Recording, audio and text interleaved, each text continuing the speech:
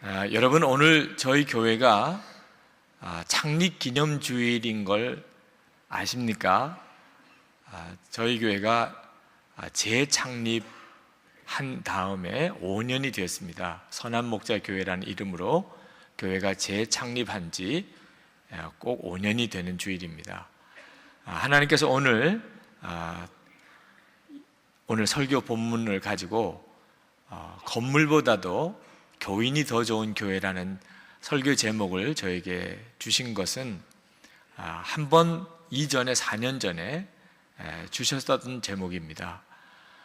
저희 교회가 예배당 본당 공사를 마무리하기 위해서 특별 건축원금을 하게 되는 주일에 이 제목으로 제가 설교했던 적이 있습니다.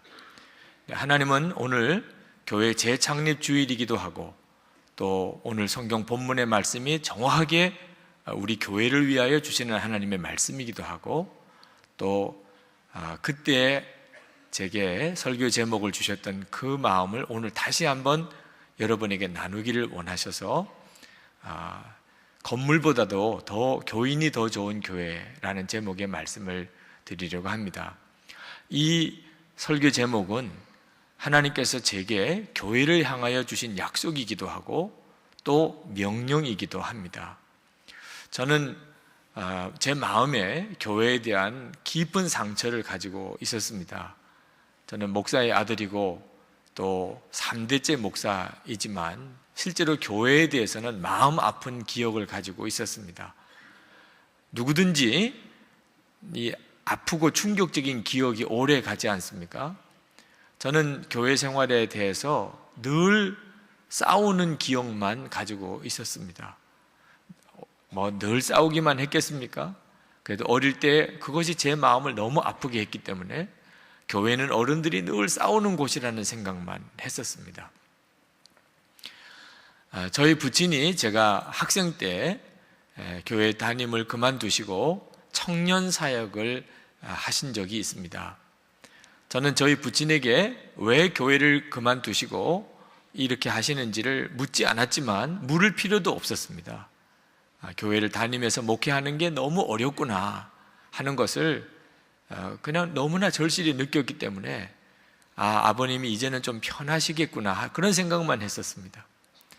그러나 아버님에게는 교회 담임을 하지 않고 계신 것이 너무 마음에 힘드셨던지 나중에 다시 교회 개척을 시작하셔서 담임을 하셨습니다. 그러나 연세가 드셔서 개척한 교회인지라 아마 상당히 힘이 드셨던 모양입니다. 저희 어머님이 제가 신학교 다닐 때 그만 심장병으로 세상을 떠나셨어요. 이 모든 과정을 보면서 교회를 섬긴다는 일 얼마나 어려운 일일까, 특히 교인들 사이의 갈등이 얼마나 심각한 문제인가 하는 것을 뼈저리게 느꼈죠. 저는 목사 안수를 받지만 전혀 마음에 기쁨이 없었습니다. 그저 저에게 도망갈 수 없는 숙명이었지 저는 목회 자체가 기쁨이거나 제 마음의 소원이 아니었습니다. 제가 어느 날 성경 말씀을 묵상하다가 요한일서 4장 7절 말씀을 보고 얼마나 통곡하고 울었는지 모릅니다. 사랑하는 자들아 우리가 서로 사랑하자. 그 말씀을 읽는데 그렇게 서러움에 북받쳐 울듯이 울었어요. 왜 그렇게 서러웠는지 저는 저 자신의 마음속에 교회에서 교우들 사이에 싸우고 갈등하는 것으로 인한 받은 상처가 그렇게 깊이 있는 줄을 몰랐습니다. 근데 서로 사랑하자라고 하는 그 말씀이 그것을 쳤어요. 어릴 때부터의 제 마음의 아픔과 기억이 다 솟구쳐 나오면서 정말 그 성경 구절을 붙잡고 얼마나 울었는지 모릅니다. 근데 하나님께서 제 마음의 쓴뿌리를 건드리시기 위해서 하신 것이 아니고 목사가 되었으면서도 목회에 대한 기쁨을 또 목회에 대한 소망을 갖지 못하고 있는 저를 치료하시려고 그 말씀으로 성령께서 저를 만져주신 것이라는 걸 나중에서야 알았습니다. 그렇게 울고 제 마음에 교회에 대한 상처가 씻은 듯이 사라졌어요. 기억에 떠오르는 수많은 분들이 있지만 그분들에 대한 원망과 미움이 다 없어졌어요. 그리고 그 서로 싸우고 있었던 교회의 모습이 저에게 있어서는 내가 왜 목회를 해야 되는지, 나는 무엇을 위해서 목회를 해야 되는지에 대한 분명한 소명이 되었습니다. 천국같이 은혜롭고 서로 사랑하는 교회를 세우는 것, 그것은 하나님께서 저에게 주신 사명이고, 그리고 제 소망이 되었습니다. 오늘 초대교회의 모습을 우리가 읽습니다. 이것은 정말 꿈과 같은 거죠. 우리 교회의 건물과 비교하면 외형적으로는 초대교회는 정말 보잘것없는 교회입니다. 예배당 건물 하나 없어요. 목회자가 있습니까? 훌륭한 교회 조직이 있습니까? 성경책이 있습니까? 교인들이 또 많습니까? 그들은 예수 믿는 것 때문에 죽음을 각오해야 되는 그런 처지에서 그들은 신앙생활을 했습니다. 겉으로 보면 부러울 것이 하나도 없는 교회인데, 그런데 오늘 성경을 읽어보면 그렇게 부러운 교회입니다. 그 초대교회 사도행전에 나오는 이 교회는 정말 놀라운 교회였어요. 그들은 예배를 드릴 때마다 너무나 뜨거운 감격이 있어서 날마다 성전에 모여 예배하기를 힘쓰고, 그리고 기도가 불이 있었고, 하나님의 말씀을 배우고자 하는 사모함이 있었고, 그리고 성령의 능력으로 기사와 표적이 강하게 나타났던 교회입니다. 가장 부러운 것은 성도들 사이의 사랑입니다. 오늘 말씀에 44절 45절에 보면 믿는 사람이 다 함께 있어 모든 물건을 서로 통용하고 또 재산과 소유를 팔아 각 사람의 필요를 따라 나눠주고 했습니다. 부자와 가난한 사람이 차별이, 장벽이 없어지는 교회가 되었습니다. 서로 내 거다 하지 않고 다 같이 내어놓고 필요한 대로 누구든지 가져다가 쓰는, 세상에 천국에서나 있을 만한 이런 일이 그 초대교회는 이루어진 거죠. 사도행전 10장에 가서 보면 유대인과 이방인의 장벽이 무너집니다. 지금도 해결 안 되고 있는 문제인데 어떻게 그게 가능할 수 있을까?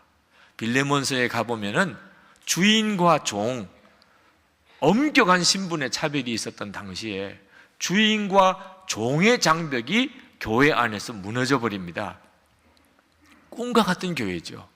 믿어지지 않는 역사가 일어났어요. 이것이 성령께서 역사하셔서 세워진 사도행전에 나오는 초대교회의 모습입니다. 예수님께서 영생의 길을 묻는 부자 청년을 만나서 내 모든 소유를 다 가난한 자에게 나눠주고, 그리고 너는 나를 따르라고 하신 적이 있죠. 그때 그 부자 청년은 재산이 많은 까닭에 근심하며 떠나갔다고 그랬습니다. 그 모습을 보고 제자들이 주님, 모든 재산을 다 가난한 자에게 나눠주고 그리고 예수님을 따라야만 영생을 얻을 수 있다면 도대체 영생 얻을 자가 누가 있겠습니까? 그렇게 말할 때 예수님께서 사람으로는 할 수 없으나 하나님은 하신다고 말씀하셨죠. 그 예수님의 예언이 사도행전 2장에 그대로 이루어졌잖아요. 사람들이 자기의 재산을 다 내놓고, 그리고 가난한 사람들이 필요하면 얼마든지 가져다 쓰는 교회가 된 겁니다. 복음이 그대로 이루어진 삶을 살았어요. 복음 따로 삶 따로 아니고 십자가 복음이 그대로 삶에 나타나는 그와 같은 교회가 된 겁니다. 나는 죽고 예수로 사는 게 복음이잖아요. 로마서 6장 6절에 우리 옛사람이 예수님과 함께 십자가에 죽고 이제는 예수님의 생명으로 살게 되었다고 말했는데, 정말 정확하게 예수를 믿고 복음을 내가 정말 정확하게 받아들이면 궁궐이나 초막이나 상관없게 됩니다. 돈이 많고 적은 게 아무 문제가 안 돼요. 이것이 초대교회에 그대로 이루어졌어요. 자, 문제는 지금도 그런 교회가 이루어질 수 있겠느냐 하는 문제입니다.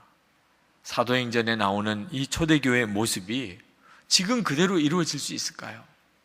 많은 교인들이 회의적입니다. 이건 성경에나 나오는 이야기지 실제로는 그런 교회가 있을 수 있겠습니까? 그러나 오늘 하나님께서는 이 말씀을 통해서 우리에게 무엇을 말하고 싶어 하실까요? 사도행전 2장에 이런 교회가 있었다는 것을 우리에게 그저 알게 하기를 원하시는 것일까요? 아니면 지금도 우리 가운데 이와 같은 교회가 설 수 있다는 걸 말씀하려고 하는 것일까요?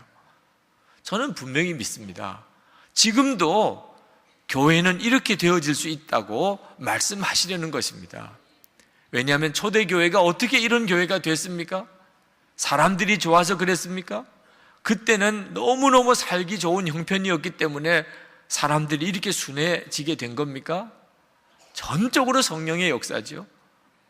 환경과 사람을 조건을 뛰어넘어서 성령이 역사하시니까 이런 교회가 된 것 아닙니까? 그렇다면 지금도 역시 똑같이 그렇게 될 수 있다고 우리가 믿을 수 있는 것입니다. 왜냐하면 지금도 성령의 시대 아닙니까? 성령의 역사는 사도행전 2장뿐만 아니고 지금도 우리 가운데 너무나 분명하게 역사하고 있지 않습니까? 하나님은 우리에게 믿음을 분명하게 갖기를 원하십니다. 지금 우리에게 필요한 것은 이와 같은 교회가 지금도 있을 수 있다, 지금도 세워질 수 있다고 믿는 믿음이 필요합니다. 1970년대에 시카고에 있는 트리니티 신학교의 빌지키안 교수님, 길버트 빌지키안 교수님이 학생들에게 교회가 바로 세상의 희망이라고 늘 그렇게 가르쳤습니다. 정말 교회가 세상의 희망이 맞습니까? 우리들끼리 하는 이야기 아닐까요? 근데 이 길버트 빌지키안 교수님은 분명히 교회가 세상의 희망이라고 그렇게 가르치면서 예를 든 것이 사도행전 2장 오늘 본문에 나오는 교회입니다. 성령이 강하게 임하시면서 교회가 섰고, 그때 모든 성도들의 가슴에는 하나님의 은혜가 충만하였고, 그들은 환난과 핍박을 만나고도 담대하게 복음을 전했고, 그리고 기사와 이적이 일어나고, 무엇보다도 그 공동체 안에는 가난한 사람이 없었습니다. 가지고 있는 모든 소유를 서로 내어놓고 어려운 사람, 가난한 사람 다 도움을 받아서 궁핍한 사람이 하나도 없는 이와 같은 천국과 같은 교회 공동체가 섰고, 그랬기 때문에 날마다 구원받는 사람들을 하나님이 더해 주시는 이와 같은 교회가 있었다는 거죠.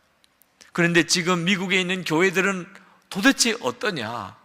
왜 사도행전 2장에 있는 교회와 너무나 다르냐? 은혜도 감동도 능력도 없는 교회가 왜 되었나? 날마다 구원받는 성도가 모이는 것이 아니고 날마다 교회를 떠나는 사람들만 많아지는 이런 일이 왜 미국 교회 안에 일어나는가? 성령께서 다르게 역사하기 때문인가? 그때 성령님과 지금의 성령님이 다르기 때문인가? 절대로 그럴 수는 없다는 거죠. 성령님은 똑같은 한 분이신데 왜 사도행전 2장에 나타난 교회와 지금 미국의 교회는 이렇게 다른가? 빌지키안 교수님은 바로 하나님께서 말씀하신 이 교회가 지금도 세워질 수 있다고 믿는 사람이 지금이라도 선다면 사도행전 2장에 있는 이 교회가 지금도 이루어질 수 있다고 말씀했어요. 성령의 역사하심을 전적으로 의지하고 하나님의 말씀이 이루어질 것을 진짜 믿고 성령님에게 완전히 순종하는 사람이 지금이라도 있다면 성경에 약속하신 이 교회는 이 미국 땅에 그대로 이루어질 수 있다고 그렇게 가르쳤어요. 그런데 그 빌지키안 교수님의 강의를 듣고 가슴에 불이 붙은 청년이 있었습니다. 그렇구나, 내가 신학교에 오게 된 이유가 바로 이것 때문이구나. 하나님, 저를 쓰십시오. 저를 통해서 이 미국 땅에 바로 그 교회가 세워지게 되기를 원합니다. 그리고 소원을 가지고 그가 신학교를 졸업하고 교회를 개척했습니다. 처음에는 여러 어려움을 겪었어요. 교회가 분열의 아픔도 겪기도 하고 동력하던 동력자가 어느 순간에 떠나가 버리는 일도 있고 예배당을 짓다가 건축비 때문에 오래 고생을 하기도 하고 그랬지만 15년 만에 정말 교회가 세상의 희망이라고, 정말 이 교회를 보니까 교회가 세상의 희망이라고 말할 만한 교회가 섰어요. 그 목회자가 누구냐면 빌 하이벨스 목사님. 그 교회가 윌로우 크릭 커뮤니티 처치, 시카고에 있는 유명한 교회입니다. 세계에서 가장 유명한 교회죠. 어떻게 그런 교회가 섰습니까? 하나님의 말씀을 읽고 하나님이 말씀하셨으니까 이 말씀대로 그대로 된다고 믿는 믿음 때문입니다. 성도 여러분, 우리가 교회에 대한 아픔이 있습니다. 지금 이 시대에 우리 한국교회 성도들 안에 교회에 대한 아픔이 있어요. 왜 교회가 이리 되어야 되나? 그러나 여러분들 안에 있는 교회에 대한 아픔이 하나님이 여러분에게 교회에 대한 사명으로 주셨다는 사실을 믿으시기 바랍니다.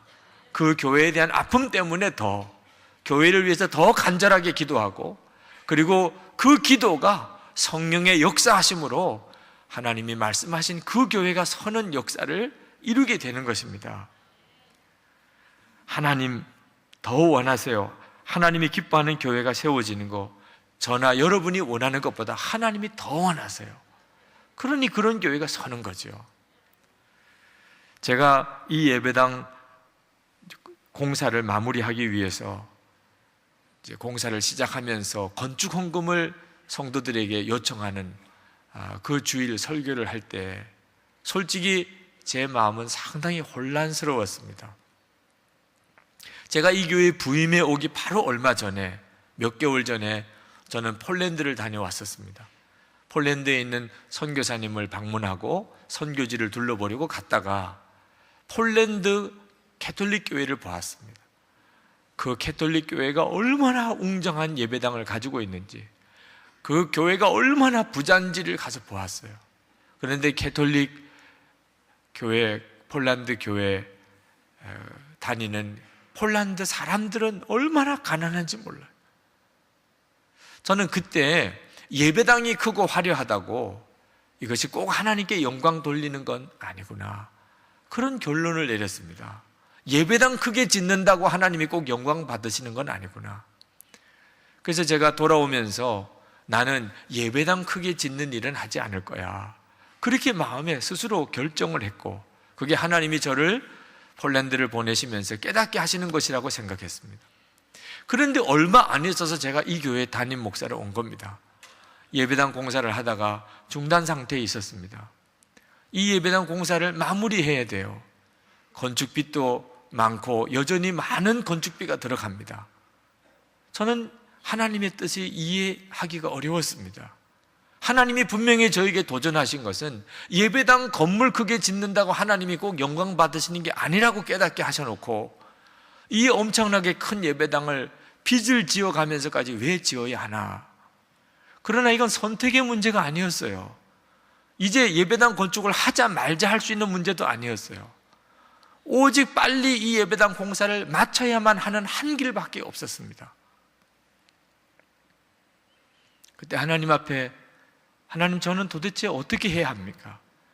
예배당 건축에 대해서 마음에 간절한 열망과 확신을 가지고 건축을 해도 쉬운 일이 아닌 게 예배당 건축인데, 저처럼 해야만 하는 의무감 때문에 도대체 어떻게 이 예배당 건축을 마무리할 수 있습니까?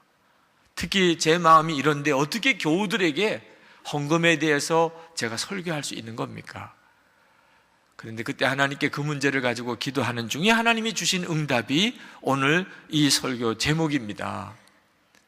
저는 하나님께 기도할 때 예배당 큰 건물 짓느라고 많은 돈이 들어가는 것, 그리고 이걸 또 은행 부채를 해서 이걸 지어야 하는 것이 너무너무 답답했습니다. 큰 예배당 짓는 건물이 제게는 너무 큰 중압감이었어요. 그때 하나님께서 저에게 말씀하시기는, 하나님에게 있어서는 이 건물이 큰 것도 아니고 그 많은 건축비가 하나님에겐 조금 더 어려운 문제가 아니라는 겁니다. 하나님이 정말 문제 삼는 것은 건물이 아니고 사람이라는 것이었어요. 예배당 건물이 너무 크다 이렇게 평가하려면 그건 왜 그렇지요? 예배당 건물은 큰데 그 교회 교인들의 믿음은 작고, 예배당 건물은 큰데 그 교회 교인들의 기도는 너무 적고, 자기만을 위한 기도요, 민족을 위한 기도는 전혀 없고, 예배당 건물은 큰데 그 교인들의 사랑은 원수를 용서하고 사랑하고 어려운 이들을 사랑하는 사랑은 너무 보잘것없을 때 건물은 너무 큰 거죠. 그는 뭐 8,000평 예배당이든 80평 예배당이든 건물에 비해서 교인이 믿음이 작고 기도가 적고 사랑이 적으면 어느 교회나 예배당 건물은 너무 큰 거죠. 하나님께서 제게 도전하신 것은 건물보다도 더 좋은 교인을 세울 수 있겠느냐 하는 것이었어요. 저는 너무 치우친 생각을 하고 있었습니다. 무조건 건물이 큰 것은 다 하나님이 영광 받지 않으실 거다. 하나님은 그렇지 않았어요. 큰 교회는 큰 교회대로, 작은 교회는 작은 교회대로 사명이 있는데 하나님이 정작 안타까워 하시는 것은 건물 크기에 비해서 교인들의 믿음과 기도와 사랑이 적은 것이 문제라는 거예요. 하나님은 저에게 물으셨습니다. 너는 건물보다 교인이 더 좋은 그런 교회를 세울 수 있겠느냐? 그것이 하나님이 저에게 주신 도전이었어요. 저는 그 문제를 가지고 깊이 생각했습니다. 저는 그렇게 할 자신이 없지만 사실은 예배당 건물 짓는 것보다 교인들이 더 좋은 교인 되게 만드는 것은 자신이 없었어요. 그때 하나님께서 제 마음에 그것이 하나님이 하시는 일이라는 걸 깨닫게 하셨습니다. 교회를 교회답게 만드시는 분은 전적으로 성령의 역사인 거죠. 하나님이 그렇게 하기를 원하신다는 걸 알았습니다. 그렇다면 하나님, 저도 그렇게 해보겠습니다. 제가 이제 예배당 건축을 마무리를 하겠지만, 그러나 제 마음의 소원은 이 교회 예배당이 크면 클수록 설비가 화려하게 많은 설비가 이 예배당에 들어가면 들어갈수록 사람들이 예배당 건물보다 선한목자교회 교인이 훨씬 더 낫다, 그 믿음이 훨씬 크고 그 사랑이 더 뜨겁다고 말하는 그런 교회를 제가 세우겠습니다. 그리고 이 예배당 공사를 위해서 건축헌금을 시작을 한 겁니다. 성도 여러분, 우리는 교회로 부름을 받았습니다. 그것을 명심하셔야 됩니다. 교회를 바로 세우는 사명, 절대로 소홀히 하면 안 됩니다. 그것이 우리가 사는 길입니다. 여러분, 정말 하나님께서 우리에게 오늘 보여주시는 이 교회의 비전이 여러분 모두의 사명입니다. 진짜 이것이 주님이 주시는 마음이라고 여러분이 믿는다면 여러분 속회에 참석하고 속회를 사도행전의 교회와 같이 세우는 일을 위해서 여러분이 헌신해 주시기를 원합니다. 오늘 여기 본문에 나오는 사도행전의 교회는, 초대교회는 교회에서도 모였지만 성전에서도 모였지만 집에서도 모였다고 했습니다. 날마다 마음을 같이하여 성전에 모이기를 힘쓰고 집에서 떡을 떼며 46절에 그렇게 말씀했습니다. 사도행전에 나오는 이 교회는 엄밀히 말하면 이렇게 지금 우리가 주일 예배를 드리는 이런 예배당 교회가 아니고 속회였던 것입니다. 집에서 모이는 그런 속회였던 것이에요. 여러분이 이 교회 전체를 이 사도행전과 같은 교회로 어떻게 만들 수 있겠습니까? 그러나 속회는 얼마든지 성경적인 교회로 만들 수 있는 겁니다. 여러분들이 그 일을 위한 하나님의 부름을 진짜 믿는다면, 그리고 그것을 위해서 여러분이 정말 헌신한다면, 그리고 하나님이 그렇게 하기를 한다고 진짜 믿는다면 여러분 속회는 사도행전과 같은 교회가 됩니다. 그리고 그 속회가 모여 선한목자교회가 그와 같은 교회가 되는 것입니다.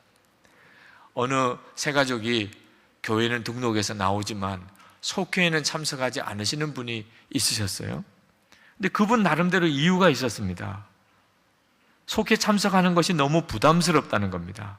언젠가는 우리 집에서도 속회를 모여야 되는데 대접하는 것도 부담스럽고 우리 집의 형편을 공개하게 되는 것도 부담스럽고, 그리고 사람과의 관계가 어려움을 겪으면 어떻게 할까, 시험 되면 어떻게 할까, 이런저런 생각이 드니까 아예 속회를 나가지도 않고 우리 집에서 모이는 것도 싫다는 거죠.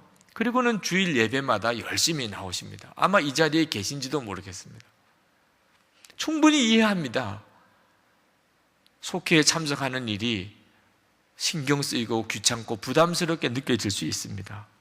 그러나 속회는 영적으로는 가정과 같습니다. 여러분 선한목자교회에 등록하셨지만 속회 안에 연결되지 않으신 분들은 엄밀히 말하면 선한목자교회 교인이 아니십니다. 여러분이 교인이라고 말하는 것은 교회를 다닌다는 게 아니고 교인들과 성도의 교제로 연결되어져 있는 것을 교인이라고 하는 것입니다. 그러므로 속회 관계가 교인됨의 기초인 것입니다. 여러분, 가족을 생각해 보십시오. 가족이 있다는 것이 어떤 때는 부담스러울 때가 있잖아요. 가족이 있기 때문에 어떤 때는 책임을 져야 되잖아요. 가족이 있기 때문에 어떤 때는 여러분 마음대로 할 수도 없잖아요. 그러나 그렇다고 해서 가정을 버리고 혼자 있으면 행복한 겁니까? 그렇지 않듯이 여러분이 진정한 교회 관계를 여러분이 맺어 놓지 않으면 교회를 통해서 주시려는 하나님의 은혜를 다 놓쳐버리게 됩니다. 하나님은 우리가 이 세상에 사는 동안에 천국을 맛보고 살 수 있도록 허락하신 것이 교회입니다. 엄밀히 말하면 속회를 말하는 거죠. 여러분, 혼자서 누리는 천국은 절대 있을 수가 없습니다. 혼자 있으면 아무리 좋은 곳에 있어도, 아무리 좋은 곳을 먹어도 그는 결코 천국의 축복을 누리지 못합니다. 함께 즐기고 싶은 사람, 함께 경험하고 싶은 사람과 있어야 좋은 것도 좋은 것인 거예요. 하나님께서 우리에게 이 땅에서 천국의 삶을 주시는 것은 전적으로 성도들과의 관계 속에서 그것을 이루어 주시는 것입니다. 속회에 참석하는 것이 어떤 때는 낯설기도 하고 부담스럽기도 하고 귀찮기도 하고 때때로 교인들을 통해 시험되는 일을 겪기도 할 것입니다. 누구나 다 이 단계를 거칩니다. 그러나 그것 때문에 성도의 교제를 여러분이 포기한다면 여러분은 천국 삶도 포기하는 것과 같습니다. 나중에 다 하나님 앞에 천국에서 만날 때 부담된다, 귀찮다, 힘들다고 속회 관계에 여러분 내려놓고 혼자만 있으셨던 분들은 천국에서 만났을 때 그것이 얼마나 마음에 불편하겠습니까? 조금만 생각해 보시기 바랍니다. 여러분은 단순히 그저 은혜로운 속회에 참여하는 것을 말하는 게 아닙니다. 천국 같은 교회를 만드는 사명을 가지고 속회에 오셔야 하는 겁니다. 이 일은 여러분의 능력으로 하는 일이 아닙니다. 여러분의 믿음과 성령의 역사로 이루어지는 것입니다. 정말 그렇게 천국 같은 교회와 속회가 이루어질 수 있을까요? 물론입니다. 한 번은 어느 목사님이 빌리그레암 목사님에게 물었습니다. 목사님, 정말 천국 같은 교회, 그와 같은 부흥이 있는 교회가 어떻게 이루어질 수 있습니까? 그때 빌리그레암 목사님이 그 목사님에게 말씀하셨어요. 목사님만 성령님을 회방하지 않으면 그러면 됩니다. 성령의 역사를 이루어지는 거예요. 교회의 부흥과 천국 같은 교회는 성령님께서 하시는 거예요. 그런데 정작 문제는 환경도 문제도 아니고 어떤 사람도 문제도 아니고 성령님이 역사하시려고 하는데 내가 그 성령님의 방해거리가 되는 겁니다. 성령님이 하자는 대로 움직여주지 않는 거죠. 그러니까 성령님이 역사를 못 하시는 것이지 성령님이 역사를 안 하는 게 아닙니다. 여러분, 속회에 참석해야 될까요? 말아야 될까요? 한번 기도해 보세요. 주님께. 성령께서 너는 하지 마라. 그러면 저에게 와서 확인하시고 안 하셔야 돼요. 성령님께서 속회 가지 말라고 한 사람은 안 가시는 게 도와주는 거예요. 그러나 기도 중에 가야지. 그러면 가야 하는 거예요. 성령의 역사는 내가 순종하는 길을 통하여 나타나는 것이기 때문입니다. 유명한 소설가인 정연희 씨는 아주 인텔리 여성입니다. 공부도 많이 했고 자부심도 강한 분이에요. 그러나 그가 겉으로는 너무나 잘 사는 것 같다고 화려했지만 그 내면은 철저하게 무너지는 삶을 살았습니다. 사랑하는 친구가 그에게 간절히 전도를 했습니다. 그래서 그가 너무 마음이 공허하고 힘들어서 교회를 나오게 됐어요. 그렇지만 아직까지 그는 온전히 거듭난 성도는 아니었습니다. 그러던 중에 그가 큰 교통사고를 당하고, 그리고 생명은 잃지 않았지만 얼굴이 몹시 흉하게 일그러졌습니다. 그것이 그에게는 그만 기도 제목이 되었어요. 하나님이 정말 살아계시다면 하나님, 내 얼굴 좀 고쳐주세요. 기도하다가 그때 당시에 성령의 능력이 강하게 나타난다는 하늘산 기도원 소개를 받았습니다. 그래서 그가 하늘산 기도원이라는 걸 찾아왔어요. 찾아서 첫 번째 집회에 참석하고 혼비백산했습니다. 자기 같은 수준의 사람이 올 때가 아니에요. 사람들이 북을 치면서 찬송을 하는데 이건 완전히 광신도 집단, 소리를 지르면서 기도를 하는데 이건 이해가 안 되는 겁니다. 그리고는 그냥 예배 중에 빠져나왔어요. 내가 올 것이 못되고, 나같이 수준 있는 교양이 있는 사람이 내가 올 때가 아니구나, 그렇게 생각하고 기도원을 내려오는데 마음에 너 너무 교만한 거 아니냐, 성령께서 자기를 막으시는 것 같더라는 겁니다. 너가 진짜 마음이 갈급하냐, 너 정말 나에게 기도하러 온 거 맞느냐. 내려오다가 그만 멈춰섰습니다. 내려가지도 못하고 올라가지도 못하고. 그리고는 다시 집회장 뒤쪽에 앉았어요. 그는 집회에 참석한 것이 아니고 그냥 구경하러 앉아 있는 겁니다. 사람들이 나와서 간증하는 것도 듣고, 방언하는 기도도 보고, 예언하는 것도 보고, 입신하는 것도 보고, 그러나 그냥 다 우습기만 하더래. 사람들이 다 이상하게 된 것처럼 보이더래. 제일 힘든 것은 꼭 기도만 하면 주여 3번 크게 소리 지르고 기도하자는 거예요. 천장에 다 떠나가도록 기도를 하는데, 자기는, 자기 같은 교양 있는 사람은 그렇게 소리 지르는 것 자체가 용납이 안 돼요. 그래서 주여 3번 크게 부르짖을 때 자기는 우아하게 주님 이렇게 기도하면서 기도를 했다는 거예요. 그렇게 마지막 집회까지 갔다가 마지막 집회하러 예배당에 올라가는데 이건 아니잖아. 꼭 자기만 이방인 같고 무언가 자기 자신에게 문제가 있는 것 같은 느낌을 받고, 오늘이 마지막 집회인데 그렇게 생각하고는 예배당에 들어가서 자기도 모르게 맨 앞자리로 나와 앉았어요. 말씀을 듣고, 그리고 강사님이 또 우리 이제 기도할 텐데 주여 3번 크게 부르짖고 통성으로 기도하자는데, 그때 마음에 갈등이 오더랍니다. 나 같은 이렇게 수준 있는 여자가 두 손 들고 주여 3번 크게 부르짖는다는 게 용납이 전혀 안 돼요. 너무 부끄러워요. 그런 자기 자신의 모습을 본다는 게 너무 부끄러워. 그런데 이제 절박하게 마지막으로 몰린 느낌이 들어요. 정말 이제는 끝이다 하는 생각이 드는 겁니다. 그때 마음에 이건 정말 아니잖아. 내가 이건 순종하는 게 아니잖아. 순종이라고 하는 것은 이해가 되고 내 마음에 맞고 하는 거 상관없이 하는 게 순종이잖아. 그때 해산하는 고통으로 기도하라는 말씀이 들렸어요. 해산하는 고통이라는 게 뭘까? 그럼 죽는 고통과 똑같은 거잖아. 그래서 그때 마음에 정말 죽자.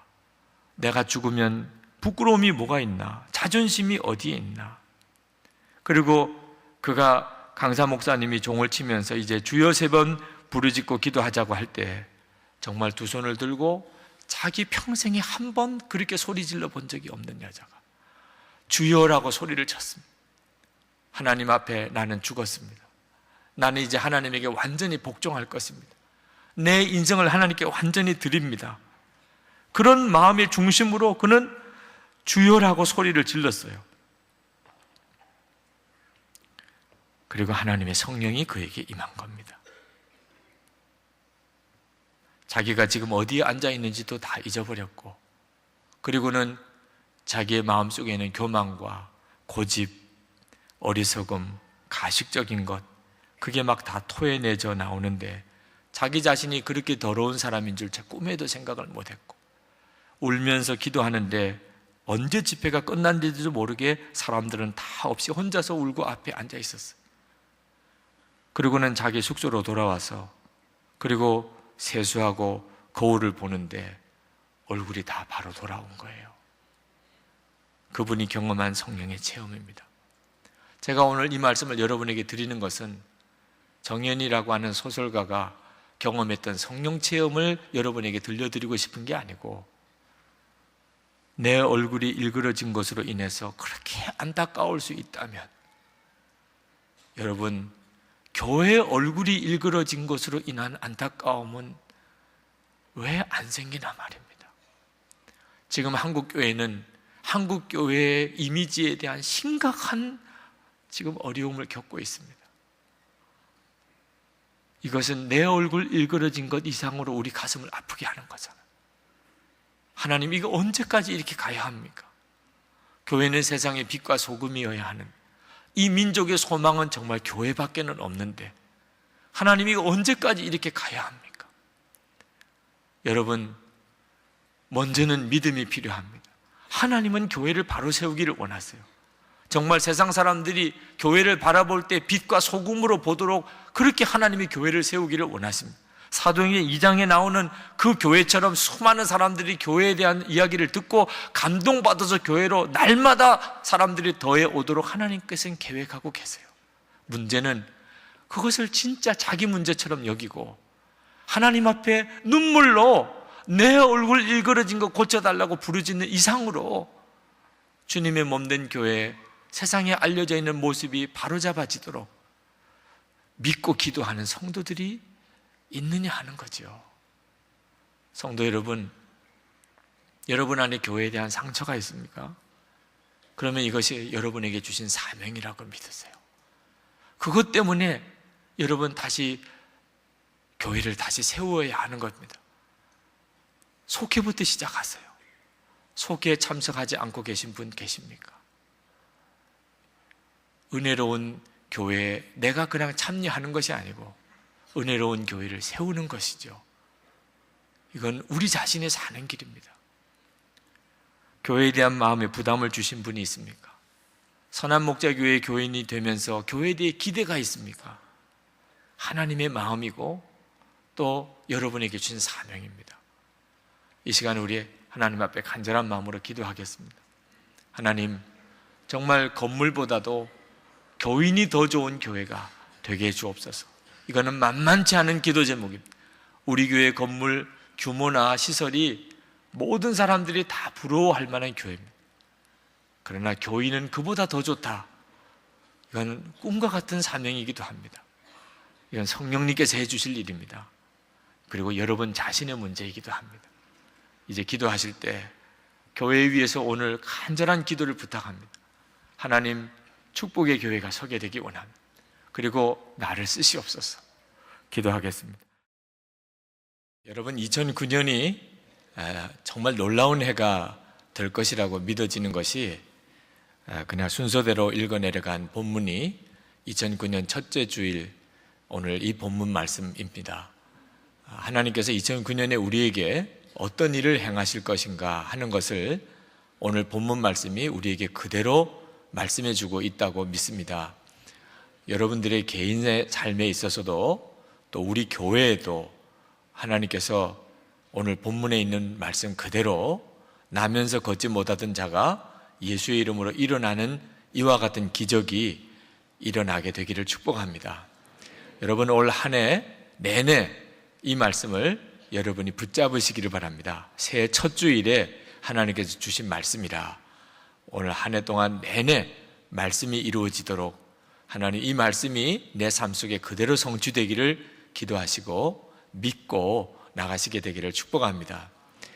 정말 놀라운 일입니다. 베드로 사도가 기도하러 성전에 올라가다가 나면서부터 걷지 못하던 사람을 예수님의 이름으로 그를 일으켰습니다. 수많은 사람들이 깜짝 놀라고 베드로에게 몰려들었습니다. 지난 금요 성령 집회 새해 첫 치유 기도회 때 50여 년 동안 곱추로 살았던 백기현 교수님의 치유 간증을 들었습니다. 이 자리에서 말씀을 전하면서 바로 뒤로 돌아서셔서 완전히 펴진 등을 이렇게 보여주실 때 그 자체가 전율할 만한 참 놀라운 흥분이었고 그리고 간증도 너무나 은혜로웠습니다. 많은 분들이 오셔서 도전도 받고 은혜도 받으셨습니다. 그러나 여러분, 오늘 이 사도행전 3장의 말씀의 근본 메시지는 기적이 아니라는 것을 꼭 깨달으셔야 됩니다. 만약에 이것을 제대로 깨닫지 못하면 오늘 이 말씀이 오히려 1년 동안 우리의 마음을 무겁게 하는 것이 될 수도 있습니다. 오늘 말씀의 역사가 너무너무 강하기 때문에 오히려 여러분의 삶과 비교해보고 이건 아닌데 왜 내게는 말씀은 강하게 주셨는데 역사는 이렇게 흐릿하게 주시나, 오히려 더 혼란스러워질 수도 있습니다. 기적에다 초점을 맞추고 말씀을 보면 말씀을 정확하게 붙잡지 못하게 됩니다. 저도 이 본문을 가지고 설교할 때마다 오히려 마음에 깊은 좌절을 느낄 때가 많았습니다. 날마다 기적이 일어난다면 백교현 교수님과 같은 정말 곱추가 완전히 허리가 펴지고 나면서 걷지 못하던 자가 일어나 걷는 역사가 어제도 일어나고 오늘도 일어난다면 평생 하루에 몇 번씩 설교를 해도 신나는 일이겠죠. 기적을 설교한다는 것은 흥분된 일입니다. 그러나 기적은 평생 가야 한번 경험해 볼까 말까. 거의 대부분의 사람들은 기적이라고는 한 번도 경험 못 해보고 한 인생을 마치는 이들도 많습니다. 예수님의 이름에 권세가 있다, 저는 믿습니다. 그러나 실제로 예수님의 이름으로 기도를 해도 나면서 걷지 못하던 자가 일어났다거나 그런 일은 고사하고 감기 하나도 제대로 고침을 받지 못할 때는 좌절이 오는 거죠. 실제로 삶은 전혀 하나님의 기적이 나타나지 않는데 성경에 있는 본문의 기적을 설교한다는 것이 어떤 때는 부담스럽기도 하다는 거죠. 많은 목사님들의 설교를 참고해 봤습니다.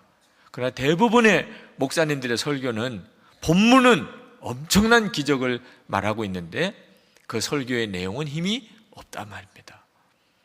자, 저는 이 본문의 말씀을 가지고 설교할 때마다 오히려 더 저 자신의 은혜 없는 것, 왜 말씀대로 이루어지는 삶을 살지 못할까 하는 답답함이 훨씬 컸습니다. 그러나 말씀을 깊이 묵상하고 기도하는 중에 제가 이 엄청나고 복된 말씀을 읽으면서 더 마음의 좌절이 온 것은 말씀을 보는 중요한 기준이 잘못되었기 때문이라는 걸 깨달았습니다. 이 말씀을 보면 누구나 다 가장 먼저 눈에 띄는 것은 기적을 이야기하는 것처럼 보입니다. 나면서 걷지 못하던 자가 일어나 걸었다.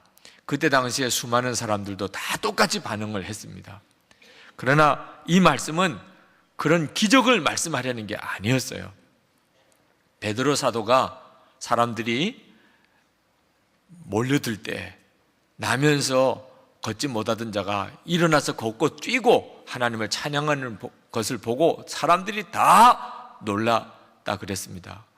그리고 그 기적이 베드로를 통해 일어났다고 생각하고 사람들이 베드로 앞에 몰려들었을 때 베드로는 너무너무 당황했습니다.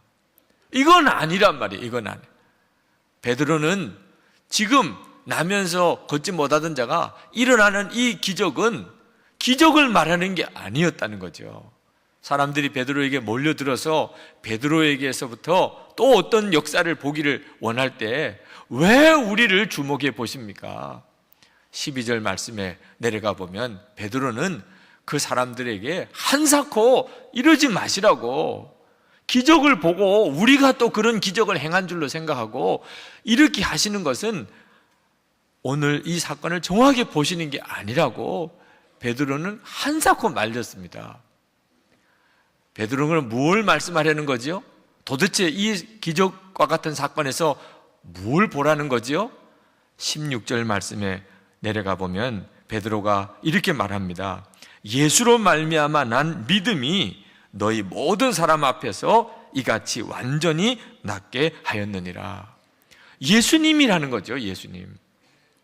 나면서 걷지 못하던 자가 벌떡 일어났다는 게 중요한 게 아니고 지금 바로 이런 일을 행하시는 분이 우리 가운데 계신 예수님이라는, 예수님은 지금도 우리와 함께 계시면서 예수님은 병든 자를 고치고 사람들을 구원하는 일을 행하시니 나도 보지 말고 기적이 일어난 나면서 걷지 못하던 자도 보지 말고 바로 그 일을 행하신 예수님을 바라보십시오 하고 베드로가 그렇게 설교를 했습니다. 그러므로 성도 여러분, 오늘 하나님께서 우리에게 새해 첫 주일에 주시는 이 엄청난 말씀의 핵심은 기적을 보라는 것이 아니고 예수님을 바라보라고 하는 말씀인 것입니다. 베드로가 오순절 성령 체험을 하고 난 다음에 사람이 완전히 바뀌었는데, 그전에는 항상 나는 뭘 할까, 뭘 먹을까, 오늘 어디를 갈까, 우리가 다 그렇게 살지 않습니까? 그랬던 사람이었습니다. 그러나 성령의 체험을 하고 성령의 충만하고 난 다음부터는 나의 계획과 그리고 나의 판단과 모든 고집은 다 사라지고 오직 내 안에 오신 예수님, 그분이 뭘 하기를 원하실까, 그것밖에는 생각이 없었어요. 그래서 주님 어디를 가시기를 원하십니까? 주님 무슨 일 하기를 원하십니까? 베드로는 그것밖에 생각이 없었어요. 성전 미문에 기도하러 올라가는 그날도 마찬가지였습니다. 베드로는 마음에 주님 오늘 뭘 하기를 원하십니까? 근데 올라가다가 성전 미문에 앉아있는 나면서 걷지 못하던 거지를 보았습니다.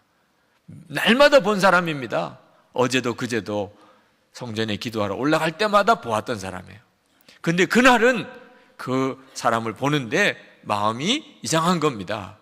예수님께서 오늘 이 사람을 일으키시려고 하시는구나. 베드로는 항상 예수님이 뭘 하시기를 원하실까? 주님 뭐 하기 원하세요? 이 생각만 하고 살았던 사람. 베드로의 가슴 속에 너무나 뛰는 주의 감동이 오는데 예수님께서 오늘 이 사람을 살려내기를 원하시는구나.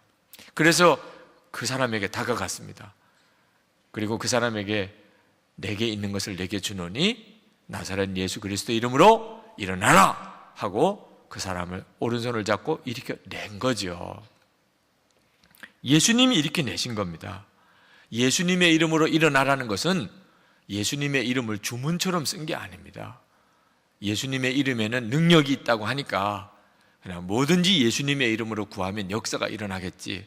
실제로 그렇지 않잖아요. 예수님의 이름은 능력이 있지만 그것을 주문이라고 생각하면 그건 실망스러운 것입니다. 베드로가 예수님의 이름으로 일어나라고 말한 것은 예수님께서 오늘 너를 일으키기를 원하시니 일어나라고 하는 뜻입니다. 예수님께서 오늘 너를 일으키기를 원하시니 그러니 너는 아멘하고 일어나라는 거죠. 예수님의 마음이 베드로 사도의 가슴에 충만했던 것입니다.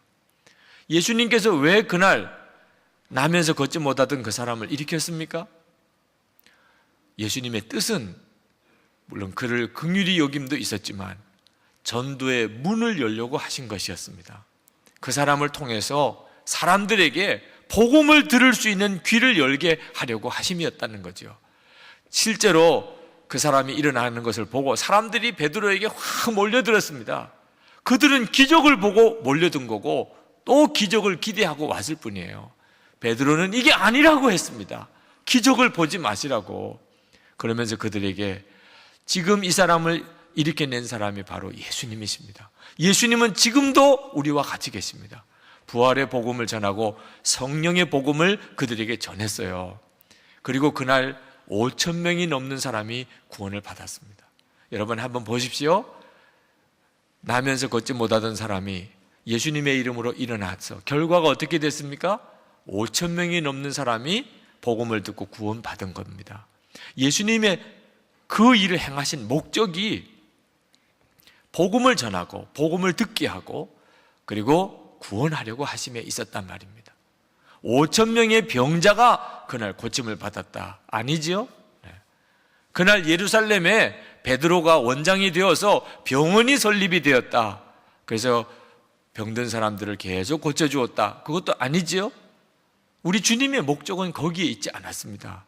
기적을 행하셨지만 우리 주님의 진정한 목적은 그들이 영생을 얻는 복음을 듣고 그들을 구원해 주시려고 하셨다는 것입니다. 여러분, 앞으로 우리들에게도 이런 기적들이 계속해서 일어나게 될 것입니다. 하나님께서 우리 교회 안에 기적을 행하는 역사를 열어놓으셨어요. 집회 때마다, 기도회 때마다 병자들이 고침받는 역사들이 계속해서 강하게 일어나고 있습니다. 2009년도에는 그와 같은 일이 더 분명하고 강하게 일어나게 될 것입니다. 그때 여러분들이 그 기적을 정확하게, 하나님의 계획을 정확하게 보셔야 한다는 겁니다. 기적만 바라보면 그러면 오히려 혼란에 빠지게 됩니다. 그 기적을 통해서 하나님께서 우리에게 원하시는 것은 복음을 듣게 하려고 하는 것입니다. 더 예수님을 바라보아야 한다는 것. 그 일을 행하시는 분이 예수님이라고 하는 사실, 예수님은 지금도 우리와 같이 계시구나, 우리 가운데 역사하시는구나, 그 예수님을 바라보게 하시는 것이 우리에게 기적을 일으키시는 하나님의 뜻이라 그 말입니다. 그런데 이것은 듣기는 그렇게 듣기 쉬워도 실제로 정말 그렇게 여기기는 참 어렵습니다. 오늘 이 본문과 관련해서 생각나는 목사님이 김익두 목사님입니다. 그분은 한국교회의 유명한 신유 사역자 중에 한 분입니다. 2만여 명이 넘는 병원에서는 도저히 고칠 수가 없다고 하는 그런 난치병 환자들을 고침을 받았다는 기록이 있습니다. 그가 280여 교회를 개척하고 세웠고 200명이 넘는 목사님들을 신학교 때부터 공부할 수 있도록 해서 목사님들이 배출이 된 대단한 분이죠. 6.25 전쟁 때 공산당에 의해서 순교하시기까지 엄청난 사역을 하신 분입니다. 많은 사람들이 진짜 기적이 일어날까 믿지 않기 때문에 임태권 목사님이라는 분이 조선 예수교 이적 명증이라고 하는 책을 냈어요. 실제로 기적은 일어난다, 구체적인 실제적인 예를 수집하고 그리고 그것을 책으로 냈습니다. 이 임태권 목사님은 일본에서 공부하신 아주 지성적인 목사님, 장로교 총회장까지 지낸 분입니다. 그분이 실제적인 성령의 역사로 기적이 일어난 사례를 모은 그 책 중에 김익두 목사님 사례가 많습니다. 근데 이 목사님이 이런 치유 사역을 하게 된 계기가 된 사건이 바로 오늘 본문과 관련된 사건이에요.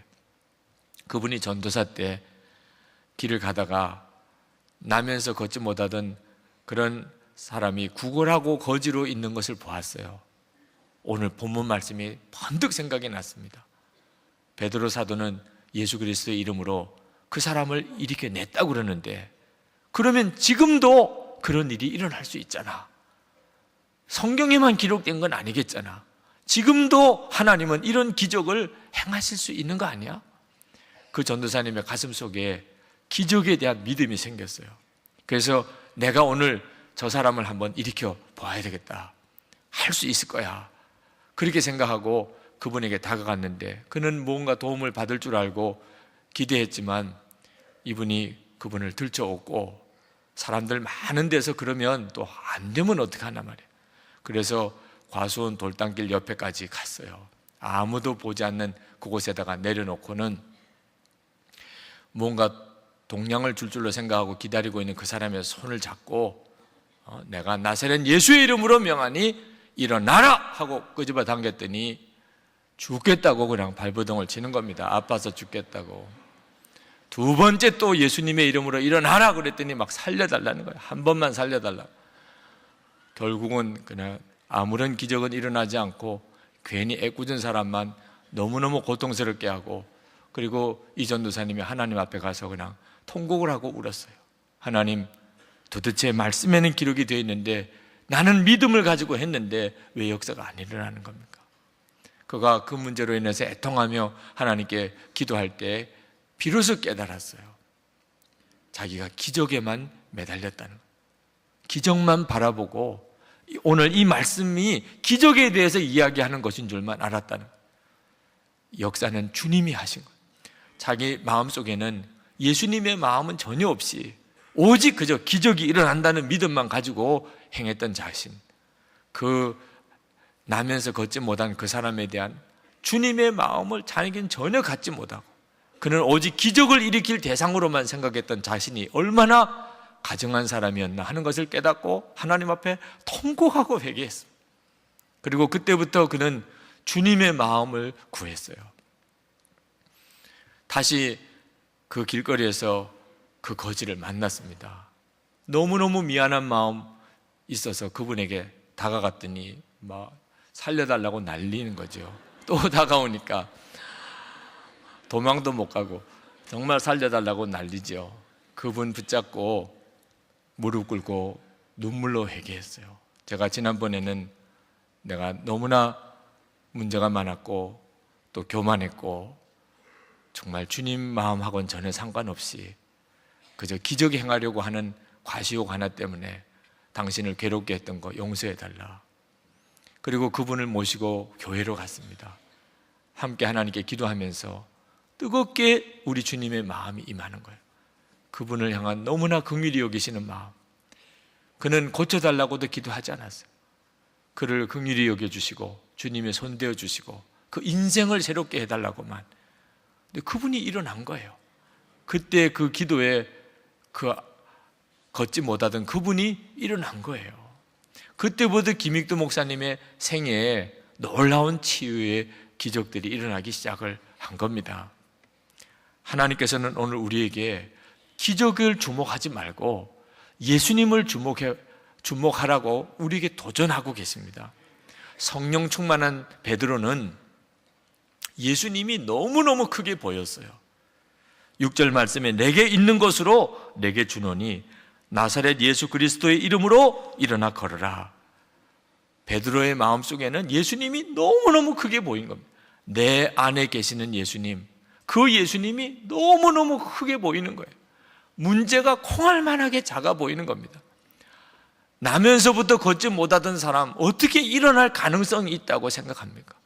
그런 문제도 내 안에 계신 예수님이 크게 보이니까 얼마든지 그 사람도 일어날 수 있다고 믿어지는 거죠. 여러분, 성령 충만함이라는 것은 내 안에 계시는 예수님이 보이는 것이고 내 안에 계시는 예수님이 크게 여겨지는 것입니다. 그 문제는 콩알만큼 작아지는 거죠. 베드로뿐입니까? 우리 모두 다가 예수님을 모시고 사는 사람 아닙니까? 예수님은 우리 안에 계시지 않습니까? 그런데도 왜 베드로와 우리는 그렇게 다른가 말입니다. 예수님이 커 보이는 게 다른 거죠. 우리에게 삶의 위기가 올 때 우리는 그 문제가 커 보입니다. 그 말은 예수님은 작게 여겨진다 그 말이죠. 예수님이 커 보이면 문제는 작아지는데 말입니다. 실직을 당하고 중병에 걸리면 그러면 우리는 갑자기 마음이 꺾어집니다. 내 안에 계시는 예수님을 바라보는 눈이 그것밖에 안 된다 그 말이죠. 우리가 무슨 일을 하기 전에 정말 2009년도부터는 앞으로 우리가 어떤 말을 하고 어떤 결정을 내리기 전에 먼저 우리가 준비해야 될 것은 내 안에 계시는 예수님께서 세상보다 더 크게 느껴지도록 내 심령 안에 예수님 바라보는 눈이 열린 내적인 증거가 분명해질 때까지 기도하고 그 다음에 말할 건 말도 하고 결정할 건 결정도 해야 하는 것입니다. 사도행전 1장 4절 말씀에 예수님께서 제자들에게 신신당부하기를 예루살렘을 떠나지 말고 내게서 들은 바 아버지께서 약속하신 것을 기다리라. 여러분, 이 말씀은 내 안에 계시는 예수님이 분명히 믿어지고 그 예수님이 세상보다 더 크게 느껴지도록 그렇게 기다린 다음에, 그렇게 기도를 먼저 한 다음에 무슨 일이든지 하라는 겁니다. 그러면 여러분 2009년 한 해 이제부터 여러분의 생애 중에 우리는 우리 주의 역사하심을 날마다 일마다 경험하고 삽니다. 어느 목사님이 재미있게 표현하셨어요. 그 목사님은 어려운 문제가 생길 때마다 하나님께 기도를 하는데 그냥 기도하는 것이 아니고 문제가 작아지는 것이 되도록 기도를 하는 거예요. 기도를 하다 보면 정말 그렇게 된다는 겁니다.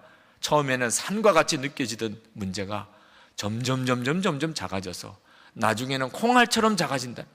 그러면 그걸 홀라당 입에다 넣어버리면 그걸로 끝난다는 표현을 재미있게 하셨지만 이것이 믿음으로 세상을 살아가고 세상을 이겨나가는 성도들의 삶의 방법인 것입니다. 매월 첫째 주 금요일 우리 교회에서는 치유 기도회를 합니다. 저는 그때마다 역사는 주님이 하시는 것을 기대하고 그리고 주를 바라보고 기도회를 인도합니다. 항상 그때마다 주님은 역사하셨고 또 놀라운 치유의 역사, 회복을, 또 악한 영에서 사람들이 건짐을 받는 증거를 주셨습니다. 처음에는 그러지 않았어요. 처음에는 치유 기도회를 해야 한다는 주님의 뜻은 깨달았지만 저는 기도회 인도하러 갈 때 언제나 병자가 치유받는 것에 대해서만 생각했어요. 오늘도 기적이 일어나야 할 텐데, 오늘도 병자들이 고침을 받는 일이 일어나야 할 텐데, 제 마음속에는 몸이 아픈 교인, 그리고 기도회에 참석한 교인들, 그리고 저 자신 밖에는 보이지 않았어요. 그렇게 간절하게 기도를 해드렸는데도 끝나고 나면 실제로 나타나는 역사는 거의 없었어요. 기도를 하면 할수록 더 좌절이 오는 겁니다. 제가 뭐가 문제인지를 몰랐어요. 왜 기도를 하는데도, 순종을 하는데도 하나님은 역사해 주시지 않으시나? 근데 하나님께서 저에게 깨닫게 하셨어요. 병든 사람을 보지도 말고 그 기도에 참석한 성도들을 의식하지도 말고 너 자신이 어떤 사람인가도 생각하지 말고 오늘 내가 친히 일할 것이니 너는 나만 바라보라. 그때부터 저는 기도회를 인도해도 성도들을 위해 기도해도 오직 주님만 바라보는 것입니다. 그때마다 주님은 반드시 그 일을 행하셨어요. 성도들이 기적을 경험해도 주님을 바라보지 못하면 이건 큰 혼란에 빠집니다. 사람은 더 큰 기적, 더 많은 기적을 요구하게 돼 있어요. 예수님을 바라본 사람은 예수님을 바라본 것으로 주의 인도를 받게 되지만 기적을 바라본 사람은 끊임없이 더 큰 기적을 구하게 됩니다. 사역자도 그로 인해서 시험에 들 때가 있어요. 끊임없이 기적을 보여줘야 되는 겁니다. 왜? 기적을 바라는 사람들이니까. 그러다가 미혹을 받게 되는 거예요. 사람들에게 보여줘야 하니까. 그러니까 방법을 주님이 인도하시는 대로 하지 못하고 인위적인 방법, 꾸미는 방법 또는 영적으로 문제가 있는 방법으로 미혹을 받게 되는 겁니다. 하나님께서 저에게 계속해서 말씀하시는 것이 안진뱅이를 일으키려고 하지 마라. 너는 예수 그리스도만 바라보라. 주님의 마음만 품으라. 여러분, 기도 받으시는 분들도 똑같습니다. 여러분 기도 받으실 때 여러분이 기적을 바라보면 그러면 더 큰 좌절이 오고 그리고 실제로 기적을 경험해도 여러분의 영적으로는 유익이 없어요. 오병이의 기적을 행하실 때 여러분 보시잖아요. 오병이의 기적, 물고기 2마리와 보리떡 5개로 5,000명이 먹는 기적이 일어났을 때 사람들이 기절초풍했습니다. 저 예수만 따라가면 굶지는 않겠구나. 사람들이 예수를 왕 삼으려고 확 몰려들었어요. 예수님은 그렇게 몰려드는 그 사람들이 무엇을 바라보고 오는지를 아셨기 때문에 그들은 떡을 바라보고 온 겁니다. 예수님은 그 이후로 그런 기적을 행하지 않으셨어요. 그리고 떡 구하러 온 사람들에게 이해가 안 되는 말씀을 하셨어요. 먹으려면 내 살을 먹으라. 도대체 이게 무슨 이야기냐 말입니다. 예수님께서는 그들에게 진짜 중요한 것을 너희들이 보아야 한다. 떡을 구하다가 영생을 놓치는 분들이 많습니다. 육신의 건강을 구하면서 진짜 주님은 놓치는 분들이 많아요.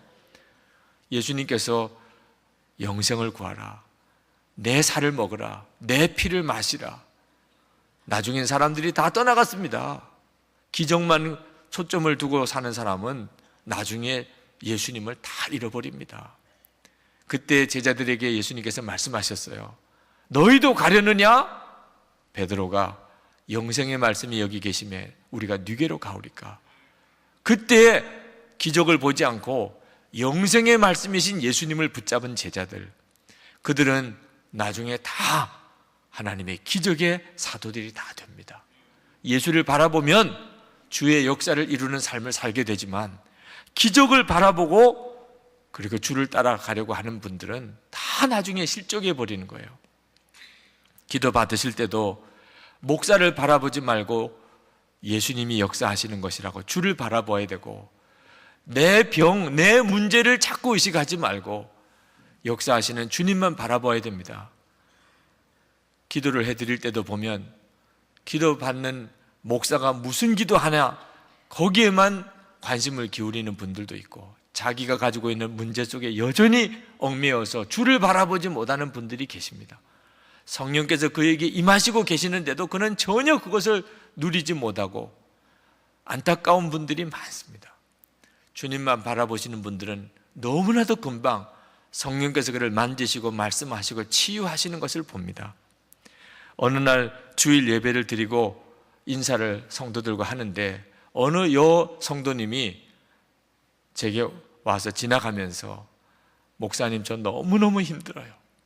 눈에는 눈물이 그득 차서 그렇게 지나가시는 성도님을 보았습니다. 그 성도님이 겪고 있는 말할 수 없는 어려움을 제가 알고 있기 때문에 그 성도님이 그렇게 말한 게 귓가에 계속 울리는 겁니다. 다른 분들하고 악수를 하면서도, 하나님 그 성도님을 조금 주님 어떻게 역사해 주세요. 그 삶에 하나님이 좀 간섭해 주세요. 그런 기도가 마음에 간절히 나왔어요. 그때 하나님께서 제 마음속에 꽂히듯이 주시는 말씀이 있었습니다. 아니다, 저 딸은 지금까지 그보다 더 어려운 순간을 넘어왔었던 딸이다. 그래도 다 이겨냈었다. 지금 저가 저렇게 힘들어하는 것은 나를 바라보는 시선이 흐려졌기 때문이다 하는 말씀을 저에게 너무나 선명하게 주셨어요. 여러분, 우리는 이미 기적을 살고 있는 사람입니다. 예수 믿고 우리는 이미 바다 위를 걷는 그런 믿음으로 살아가고 있는 사람입니다. 그러나 주님을 바라보는 눈을 뜨지 못하는 순간에 우리는 아무것도 아닌 시험거리에 그냥 쉽게 무너져 버리는 거죠. 기적을 바라보고 살지 말고 예수님을 정확하게 바라보아야 합니다. 베드로는 말했어요. 은과 금은 내게 없거니와. 돈 없다 그 말이죠. 나 돈 없다. 그런데 이 말을 이렇게 크게 해도 돼요? 우리에게 있어서 제일 자존심 상하는 이야기가 나 돈 없습니다. 그런 말 하는 거잖아요.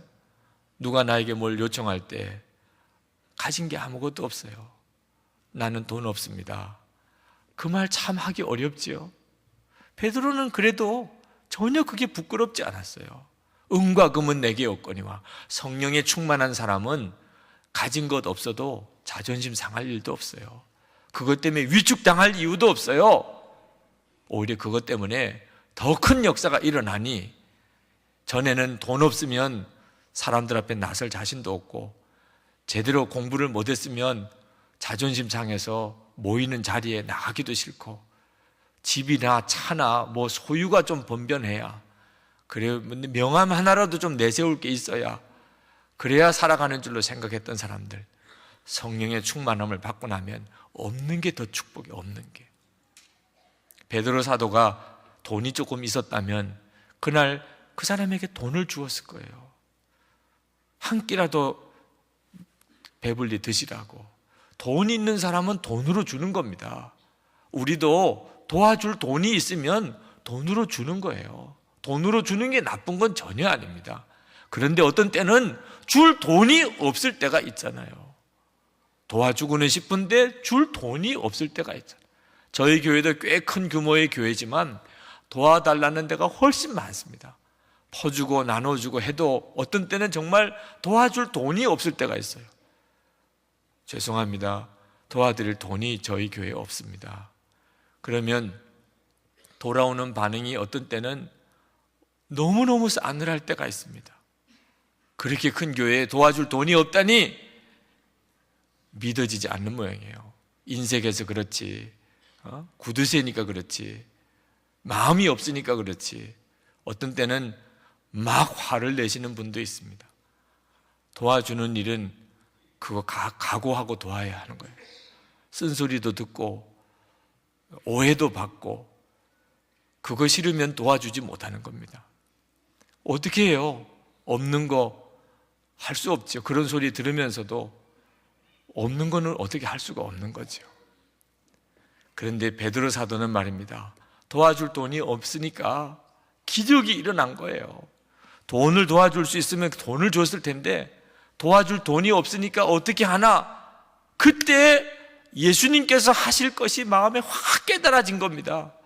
돈은 있다가도 없을 때가 있지만 항상 계신 예수님, 내게 있는 것으로 내게 주노니, 베드로가 그렇게 말한 거예요.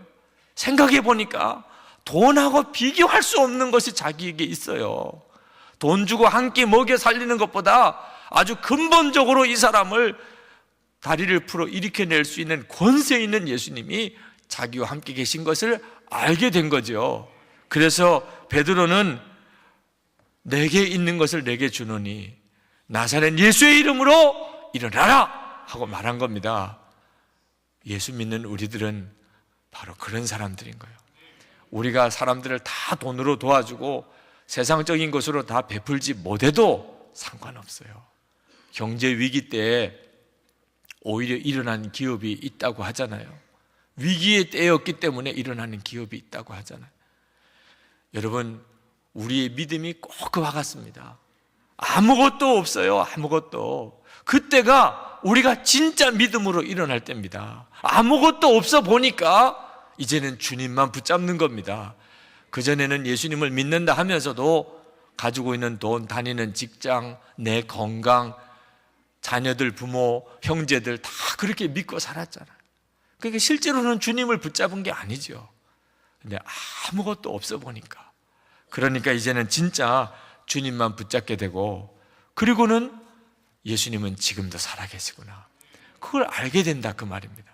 성 프란시스가 걸식 성단을 만들었습니다. 무소유로 살았어요. 그러면서 다니면서 먹여주면 먹고 재워주면 자고 오직 복음을 전하는 거 하나만을 위해서 사는 그런 무리들을 걸식 성단, 사제단을 만들고, 그리고는 교황에게 인준을 받으려고 갔습니다. 교황이 너무너무 우스워 보이는 겁니다. 왜 그렇게 하고 살아야 되나? 교황청에 있는 창고를 보여주면서 거기에 가득 차 있는 금은 보화를 보여주면서 베드로 사도는 은과 금은 내게 없거니와 했지만 우리에게는 이제는 너무나 많은 것이 있다고 자랑했습니다. 그때 성 프란시스가 그렇습니다, 교황님. 그러나 그렇기 때문에 지금은 나사렛 예수의 이름으로 일어나라! 라고 말할 수 있는 능력이 사라졌습니다. 그렇게 말한 유명한 일화가 있습니다. 성도 여러분, 어떤 때는 은과 금이 없는 것이 큰 축복이에요. 내가 의지할 수 있는 게 없어요. 세상적으로 아무것도 의지할 게 없어요. 그건 우리를 좌절시키는 게 아닙니다. 돈이 없어서 불행하다, 돈이 없어서 못한다, 나는 배우지 못해서 못한다, 나는 장애가 있어서 못한다, 나이가 많아서 못한다, 다 거짓말입니다. 예수님 바라보지 않고 있기 때문이에요. 베드로는 돈이 없었기 때문에 그는 예수의 이름으로 그 기적을 이뤄낸 겁니다. 베드로가 무슨 기적을 이룰 만한 능력이 있는 사람입니까?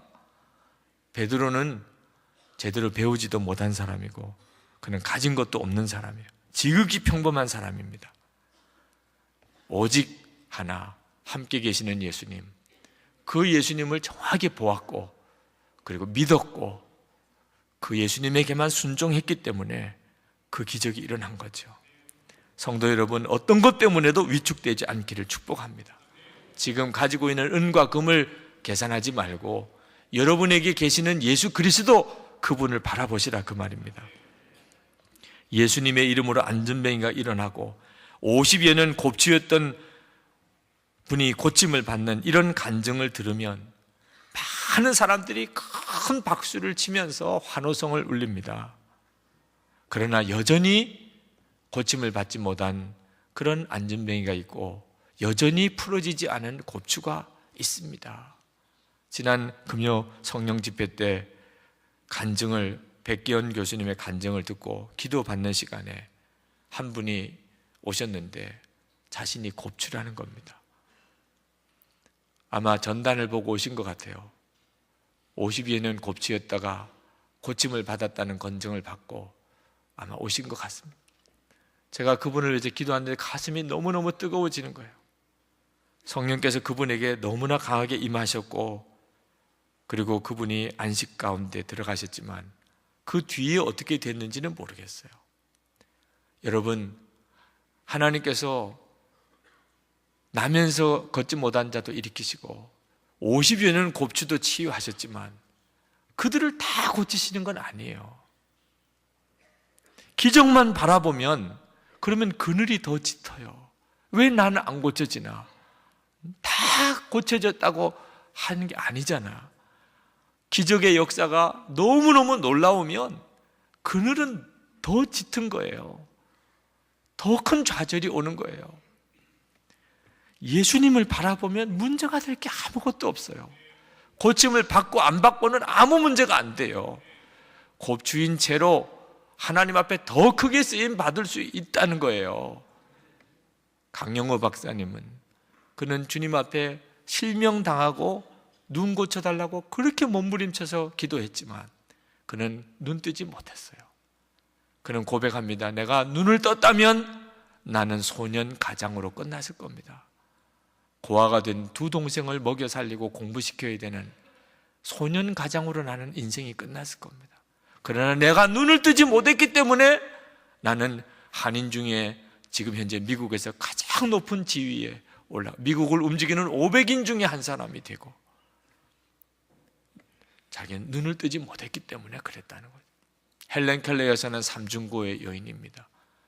그는 너무너무 놀라운 주님의 은혜를 받았지만 눈 뜨고 귀 열리고 본 게 아니었어요.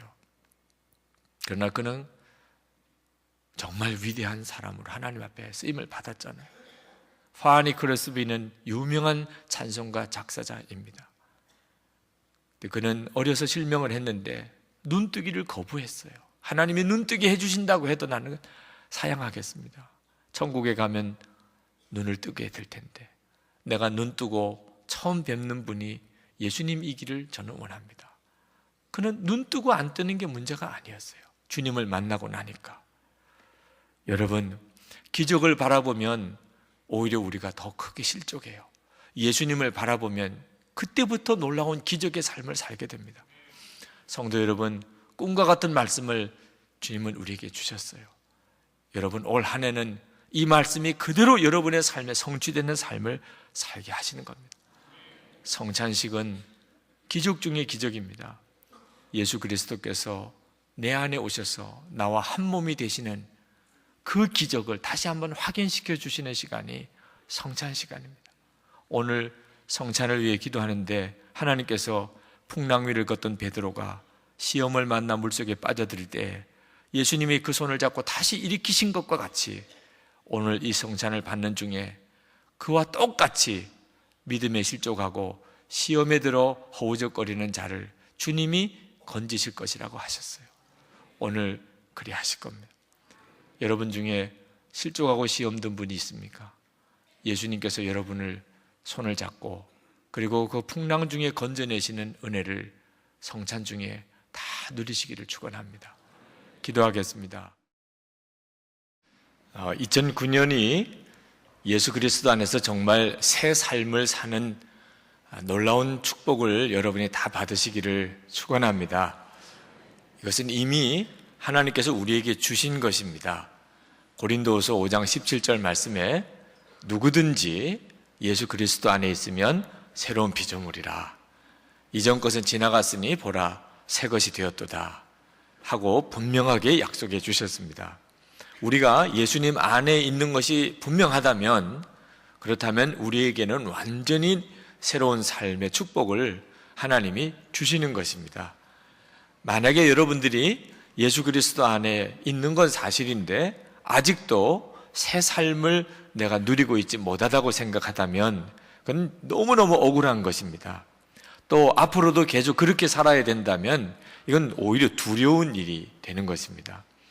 여러분, 2009년도가 시작이 되면서 여러분의 삶 속에 정말 예수 그리스도 안에서 나는 거듭난 사람이다, 새 삶을 산다고 여러분이 분명하게 고백할 수 있게 되기를 원합니다. 어떻게 하면 그렇게 되나? 베드로 사도는 믿어지지 않을 정도로 간단한 대답을 주시고 계십니다. 그것은 회개하라는 것입니다. 회개하라. 그래야면 새롭게 되는 날이 너에게 있을 것이라.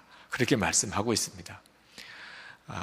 나면서 걷지 못하던 자를 예수 그리스도의 이름으로 일으켜내는 기적이 일어났을 때 예루살렘에 있던 많은 사람들이 베드로에게 몰려들었습니다. 예수님께서는 바로 베드로를 통하여 어떤 말씀을 하게 하려고 그런 기적을 일으켜내신 것이죠. 베드로가 그 예루살렘 거민들에게 세 가지 요지의 말씀을 전했습니다. 하나는 이 사람이 일어난 것이 예수님이 하신 것이다. 두 번째는 예수님은 십자가에 죽으셨었는데 하나님께서 그를 다시 살리시고 영화롭게 하셨다. 세 번째는 너희들이 바로 예수 그리스도, 그분을 십자가에 못 박아 죽인 것이다. 그러니 빨리 회개하고 죄 없이 함을 받으라. 이것이 베드로의 설교의 요점이에요. 베드로는 하나님의 마음을 지금 예루살렘 시민들에게 전하고 있는 겁니다. 하나님의 마음은 예수 그리스도를 십자가에 못 박아 죽인 죄, 도대체 이런 죄를 가지고 어떻게 잘 살기를 바라겠습니까? 하나님의 아들 예수 그리스도를 십자가에 못 박아 죽인 그런 죄를 짓고 어떻게 제대로 살기를 기대하겠어요?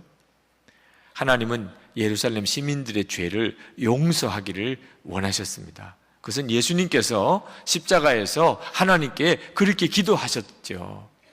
예수님께서 누가복음 23장 34절에 말씀하시기를 아버지 저들을 사하여 주옵소서 자기들이 하는 것을 알지 못함이니이다. 십자가에 못 박히실 때 예수님이 하나님께 알지 못해서 저러니 하나님 저들을 용서해 주십시오. 왜? 예수를 십자가에 못 박아 죽인 죄를 가지고 살 수 있는 사람은 없다 그 말입니다.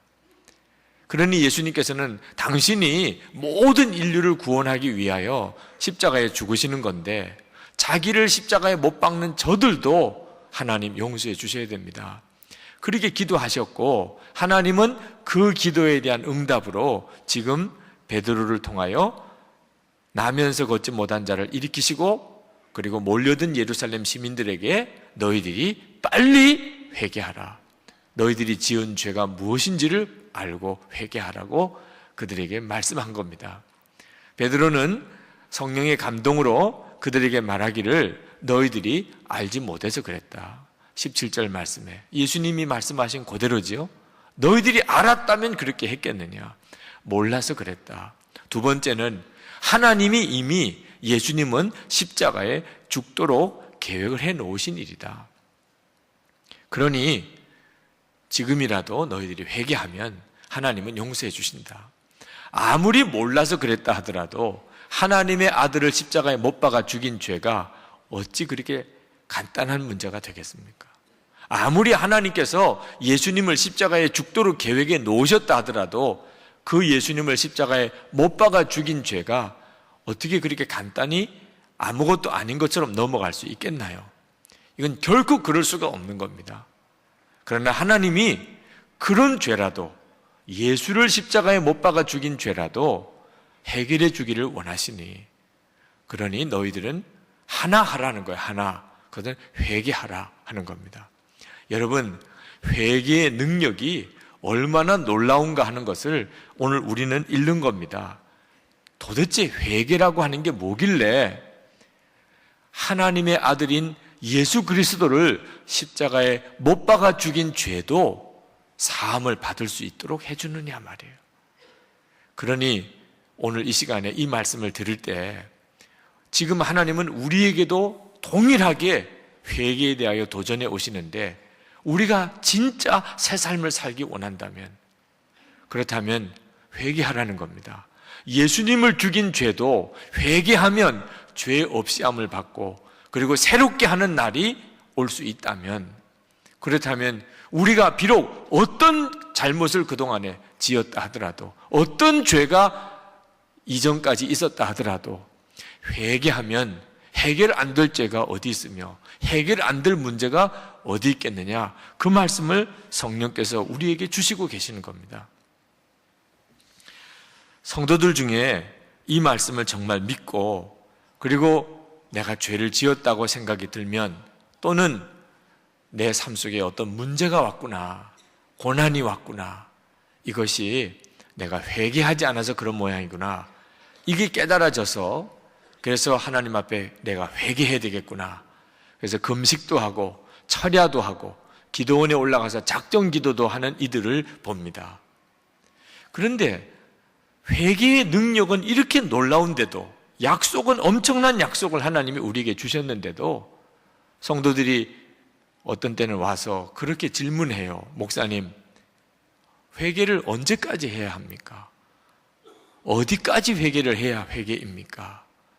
성도들이 하나님 앞에 회개하면서 나중에는 정말 마음이 조급해진다고 그래요. 회개를 그렇게 하는데도 약속대로 문제가 해결되지 않고 새날이 오는 것 같지 않단 말입니다. 내가 알지 못하는 죄가 있는 모양이구나. 그래서 하나님께 묻습니다. 하나님, 내가 깨닫지 못한 죄가 있으면 깨닫게 해주십시오. 나중에는 내가 알지 못하던 죄까지도 하나님이 다 용서해 주신 줄 믿습니다.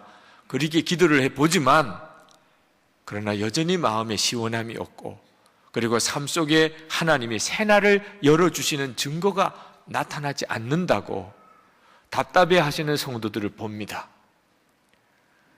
회개의 능력이 그처럼 강하다면 왜 회개하면 하나님의 역사가 나타나지 않는가? 답은 하나예요. 회개에 대해서 아직도 정확히 모르기 때문입니다. 회개하는데도 하나님이 풀어주시지 않는 게 아니고, 내가 회개가 뭔지를 정확히 모르고 회개를 하고 있기 때문이에요. 누가복음 3장에 보면 세례 요한이 회개의 세례를 베풉니다. 이스라엘 백성들에게 회개하라 하고 천국에 가까웠다고 선포하고, 그리고 깨닫고 회개하고 나오는 이스라엘 백성들에게 세례를 줍니다. 근데 3장 17절에 보면 회개하러 나오는 무리들 중에 어떤 이들을 보고서 세례 요한이 흥분해서 저주를 퍼붓는 말을 하고 있는 것을 읽게 됩니다. 이 독사의 자식들아, 누가 너희들어 이제 이 말 장차 올 진노를 피하라고 하더냐 라고 꾸짖는 장면이 나옵니다. 회개하러 나오는 사람들이에요. 회개하고 그 증거로 세례를 받겠다고 나오는 사람들을 향하여 세례 요한이 그들을 오히려 꾸짖어요. 무엇이 문제지요? 세례 요한이 보기에 잘못된 마음을 가지고 회개하러 나오는 이들이 있더라는 겁니다. 그게 뭘까요? 벌받지 않으려고, 하나님의 진노를 피해 보려고, 그런 계산으로 회개하러 나오는 이들을 세례 요한이 꾸짖는 거예요. 너희들이 회개를 하러, 그런 마음을 가지고 회개하러 나온다면 너희들은 독사의 자식들이라. 회개하면 벌 안 받을까? 회개하면 하나님의 진노를 내가 이제는 벗을까? 이런 계산을 가지고 나오는 이들은 하나님의 진노를 오히려 더 사는 자들이라. 그건 독사의 자식들이나 하는 생각이란. 누가 너희들에게 그렇게 가르치더냐? 그게 세례 요한의 책망이었습니다. 그럼 회개는 뭘 말하는 거죠? 회개는 내가 벌을 안 받겠다 하는 게 회개가 아니에요. 혹시 여러분 중에 내가 회개하면 내가 벌을 좀 안 받을 수 있을까? 이런 생각을 가지고 회개에 대해서 마음을 기울이는 분들은 오늘 정말 제대로 들으셔야 합니다. 회개는 내가 벌을 받겠다고 하는 거지요. 하나님, 저는 벌을 받을 만한 일을 했습니다. 하나님, 저는 매 맞을 짓을 했습니다. 하나님, 제가 매를 맞겠습니다. 하나님, 제게 벌을 주세요. 그렇게 나오는 사람이 회개한 거지요. 나 회개했으니 빨리 나 용서해 주세요. 나 회개했으니 빨리 이 벌이 내게서 떠나가게 해주세요. 그런 사람이 회개를 한 겁니까? 여러분, 세상에서 자기 죄를 자백하면 용서를 받습니까? 구속을 당합니까? 검찰에 가서 조사를 받습니다. 처음에는 나는 절대로 잘못한 게 없다고 그러지요. 왜? 잘못한 게 있다고 그러면 구속을 당하니까. 그러나 나중에 증거가 나오고 모든 상황이 내가 잘못한 게 다 드러난 상황이 되면 그제서야 제가 잘못했습니다 라고 말하게 되잖아요. 그리고 진술서에 사인을 하면 그럼 어떻게 되지요? 그 다음에는 쇠고랑을 차고 구속을 당하는 거죠. 내가 잘못했습니다 라고 말할 때 뭘 생각하는 거지요? 이제 내가 벌을 받는구나, 그걸 생각하고 잘못했다고 말을 하는 거지. 내가 잘못했다고 말을 하면 용서받고 모든 문제가 다 해결된다고 정말 그렇다면 밤새워서 검찰에 가서 조사받을 이유가 뭐 있습니까? 들어가자마자 내가 잘못했다고 다 해버리면 되지. 그러면 나 이제 용서해 주세요. 그런 법은 도무지 없잖아요. 이 사람이 자기 죄를 고백했다 그러면 그 사람은 이제 벌을 받을 각오를 한 사람이죠. 하나님 앞에 죄를 회개하는 것도 꼭 같은 것이라는 거죠. 가장 회개 같은 회개를 하고도 하나님의 진노를 더 받은 경우가 민수기 14장에 나옵니다. 이스라엘 백성들이 가나안 땅 앞에까지 가서 정탐꾼을 가나안 땅에 들여다보내고 보고를 받았습니다. 보고를 받아보니까 가나안 땅에는 너무너무 장대한 거인들이 살고 있는 곳이더라. 그래서 이스라엘 백성들이 다 뒤집어졌잖아요. 우리가 가나안 땅에 들어가면 우리가 다 죽겠다. 그곳은 사람 잡는 곳이다. 그러니 우리가 빨리 다른 지도자를 세워서 다시 애굽으로 돌아가자. 그들이 그랬단 말입니다. 그래가지고 그들이 서로 의견을 모아서 애굽으로 돌아가려고 했어요. 하나님께서 대단히 진노하셨죠. 하나님을 믿지도 아니하고 하나님께 순종하지도 않는 그 백성들을 하나님은 전염병으로 다 쳐서 죽이겠다고 하셨어요. 그때 모세가 하나님께 결사적으로 매달립니다. 하나님, 이 백성을 긍휼히 여겨 주시라고. 이미 하나님이 택하고 부르신 족속인데 이렇게 하시면 나중에 하나님의 명예에도 문제가 되지 않겠습니까? 하나님께서 모세의 기도를 들으시고 마음을 바꾸세요. 내가 지금 이들을 다 진멸하지는 않겠다. 그러나 그들이 제명대로 살기는 하겠지만 그들은 가나안 땅에 들어가지 못하고 전부 광야에서 죽을 것이다. 광야에서 죽을 때까지 광야를 맴돌게 하겠다는 거죠.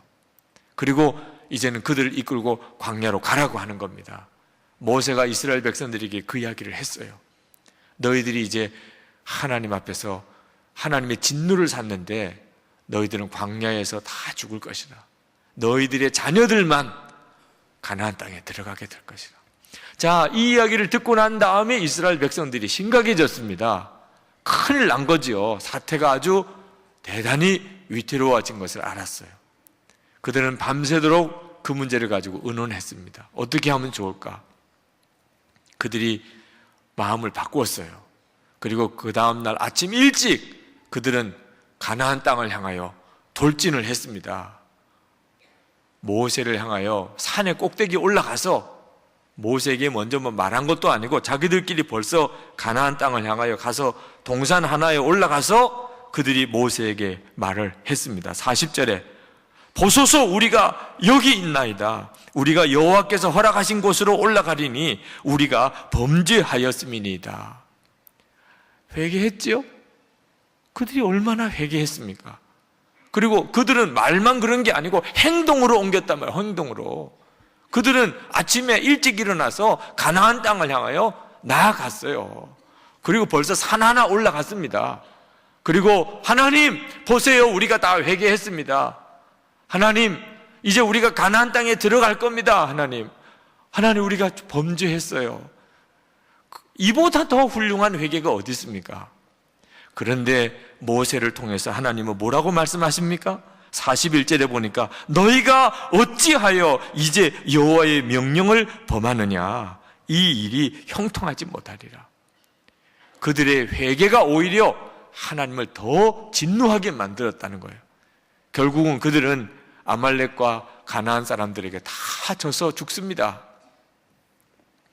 도대체 뭐가 문제지요? 회개를 했는데도 왜 이런 일이 벌어지지요? 이유는 하나입니다.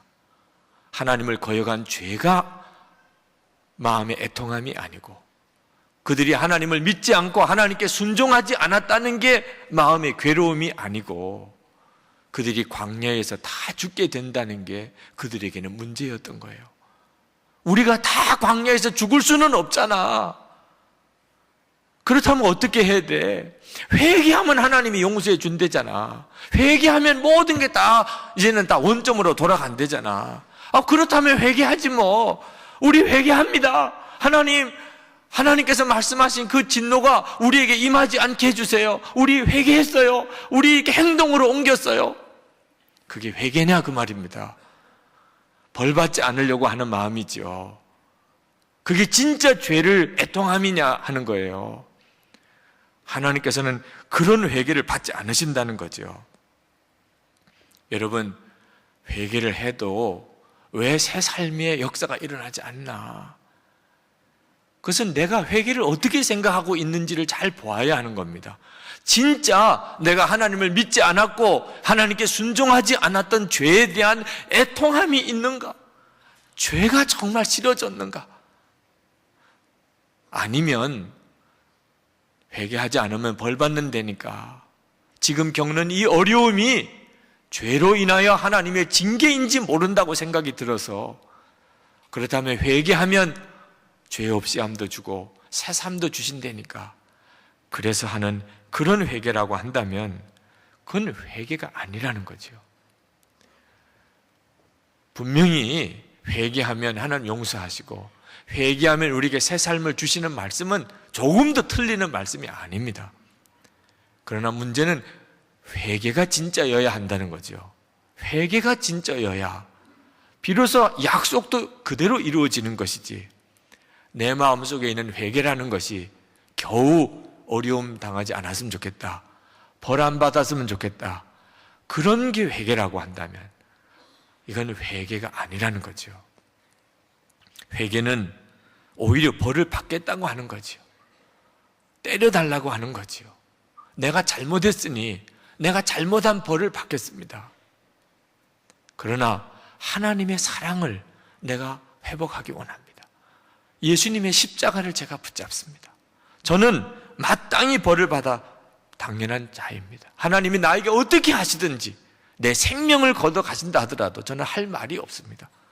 주님의 처분대로 나를 하시옵소서. 주님이 지금보다도 나에게 10배나 더 어렵게 한다 하더라도 저는 마땅히 그런 잘못을 저질렀습니다. 그러나 저는 오직 하나님의 사랑과 주님의 십자가에만 호소합니다. 하나님과의 관계가 풀려지는 역사는 회개 때문에 오는 것이 아니고 예수님의 십자가 때문에 오는 것입니다. 회개가 무슨 공로가 아니에요. 내가 회개했는데도 왜 하나님 풀어주지 않습니까? 회개했는데 왜 하나님 내게 새 삶을 주시지 않는 겁니까? 회개 자체가 무슨 공로가 돼서 하나님에게 대드는 것이 그게 회개가 아니라 그 말입니다. 우리를 풀어주시는 것은 전적으로 예수님의 십자가의 은혜로 되는 것이지, 회개는 그 은혜를 받을 수 있는 자격을 우리에게 보시려고 하시는 것뿐이지요. 플로이드 맥클랑 목사님이 미시아라고 하는 딸이 있었는데, 이 딸이 어렸을 때 처음 거짓말을 하는 것을 보고 충격을 받으셨어요. 전혀 그럴 거라고 생각하지 않았던 아이가 6살 때 거짓말을 하는 걸 보고 얼마나 마음에 충격을 받았는지, 때려도 보고 야단도 쳐보고 달래도 보고 그 거짓말하는 버릇을 고쳐보려고 애를 썼지만 그때뿐이고 그때만 잘못했다 그러지 거짓말이 점점점 더 습관화되어 가는 겁니다. 나중에 이 맥클랑 목사님이 하나님께 두 손을 들었어요. 하나님, 제 힘으로는 도무지 이 아이의 거짓말하는 거 하나 고칠 수가 없습니다. 어린이들만 늦게 깨닫는 게 아니고 어른들도 똑같이 늦게 깨달아요. 처음부터 우리 힘으로 할 수 없는 거죠. 우리가 우리 자녀들을 바로 기를 수 있습니까? 우리 나름대로 한다고 오히려 마음에 상처만 심어준 다음에 그 다음에 가서야 하나님께 두 손 들고 하나님 해결해 주세요 그러니 오히려 더 해결하기가 어렵게 되고 난 다음에 하나님께 가는 거죠.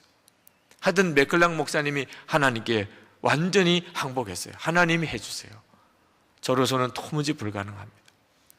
며칠 후에 하나님께서 이 맥클락 목사님 마음에 그 미시아를 데리고 공원에 산책을 나가라 그런 지시를 하셨어요. 미시아를 데리고 공원에 산책을 나갔습니다. 한참을 걷다가 하나님이 또 마음을 주시기를 내 딸 미시아 앞에 무릎을 꿇으라. 거짓말은 그 미시아가 하는데 아버지가 그 딸 앞에 무릎을 꿇으라는 거예요. 딸 앞에 무릎을 꿇었습니다. 그러니까 이 아이가 무슨 일인가 어리둥절하지요.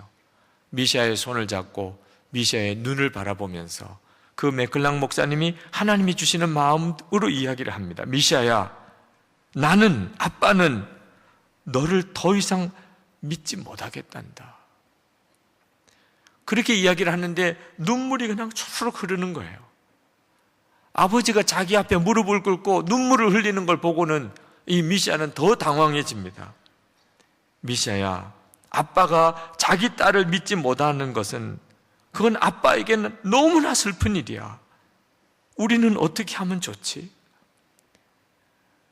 이 미시아가 그동안에 자기가 거짓말해서 아버지로부터 야단도 맞아보았고 때때로는 매도 맞아보았지만 아버지가 자기 앞에 무릎 꿇고 우는 것은 처음 봤어요. 그 아이가 무언가 마음의 충격을 받는 걸 느꼈습니다. 얼굴이, 그 조그만 아이의 얼굴이 슬픔으로 일그러지는 걸 보았어요. 하나님은 더 이상 이야기하지 않게 하셨어요. 그리고는 미시아에게 다시 학교 갔다 와서 저녁에 다시 만나기를 약속하고, 그리고는 그날 공원 산책은 끝났습니다. 저녁에 미시아가 돌아오기를 기다리면서 아내와 같이 있는데 학교 갔다 와서 아이가 문을 열고 집으로 들어옵니다. 들어오는데 벌써 미시아는 울어요. 울면서 뛰쳐 들어오면서 아버지의 팔을 붙잡고, 그리고 그 아이가 말합니다.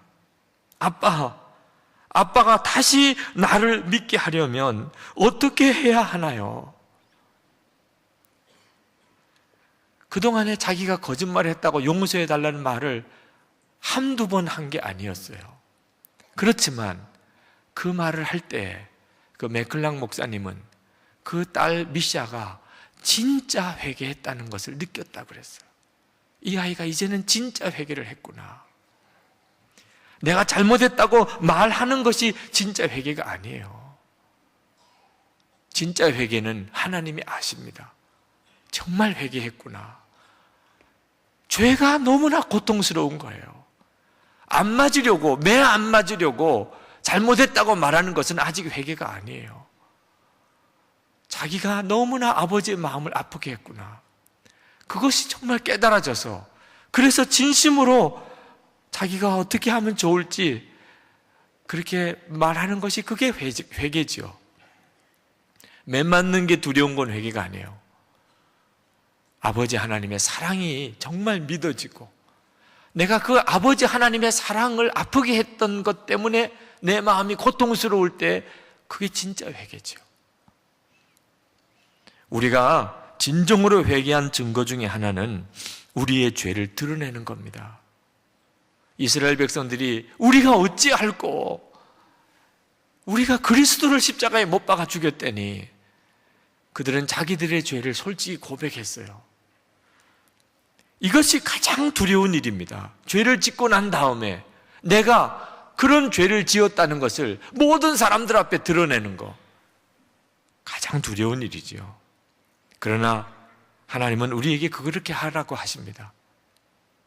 하나님의 사랑 안에 있기 위해서, 예수님의 십자가 안에 내가 거하는 것이 너무 좋기 때문에, 내가 내 죄를 드러내는 것으로 인하여 당하는 부끄러움, 그것 때문에 겪는 고통이 아무리 크다 할지라도 저는 나의 죄를 드러내겠습니다.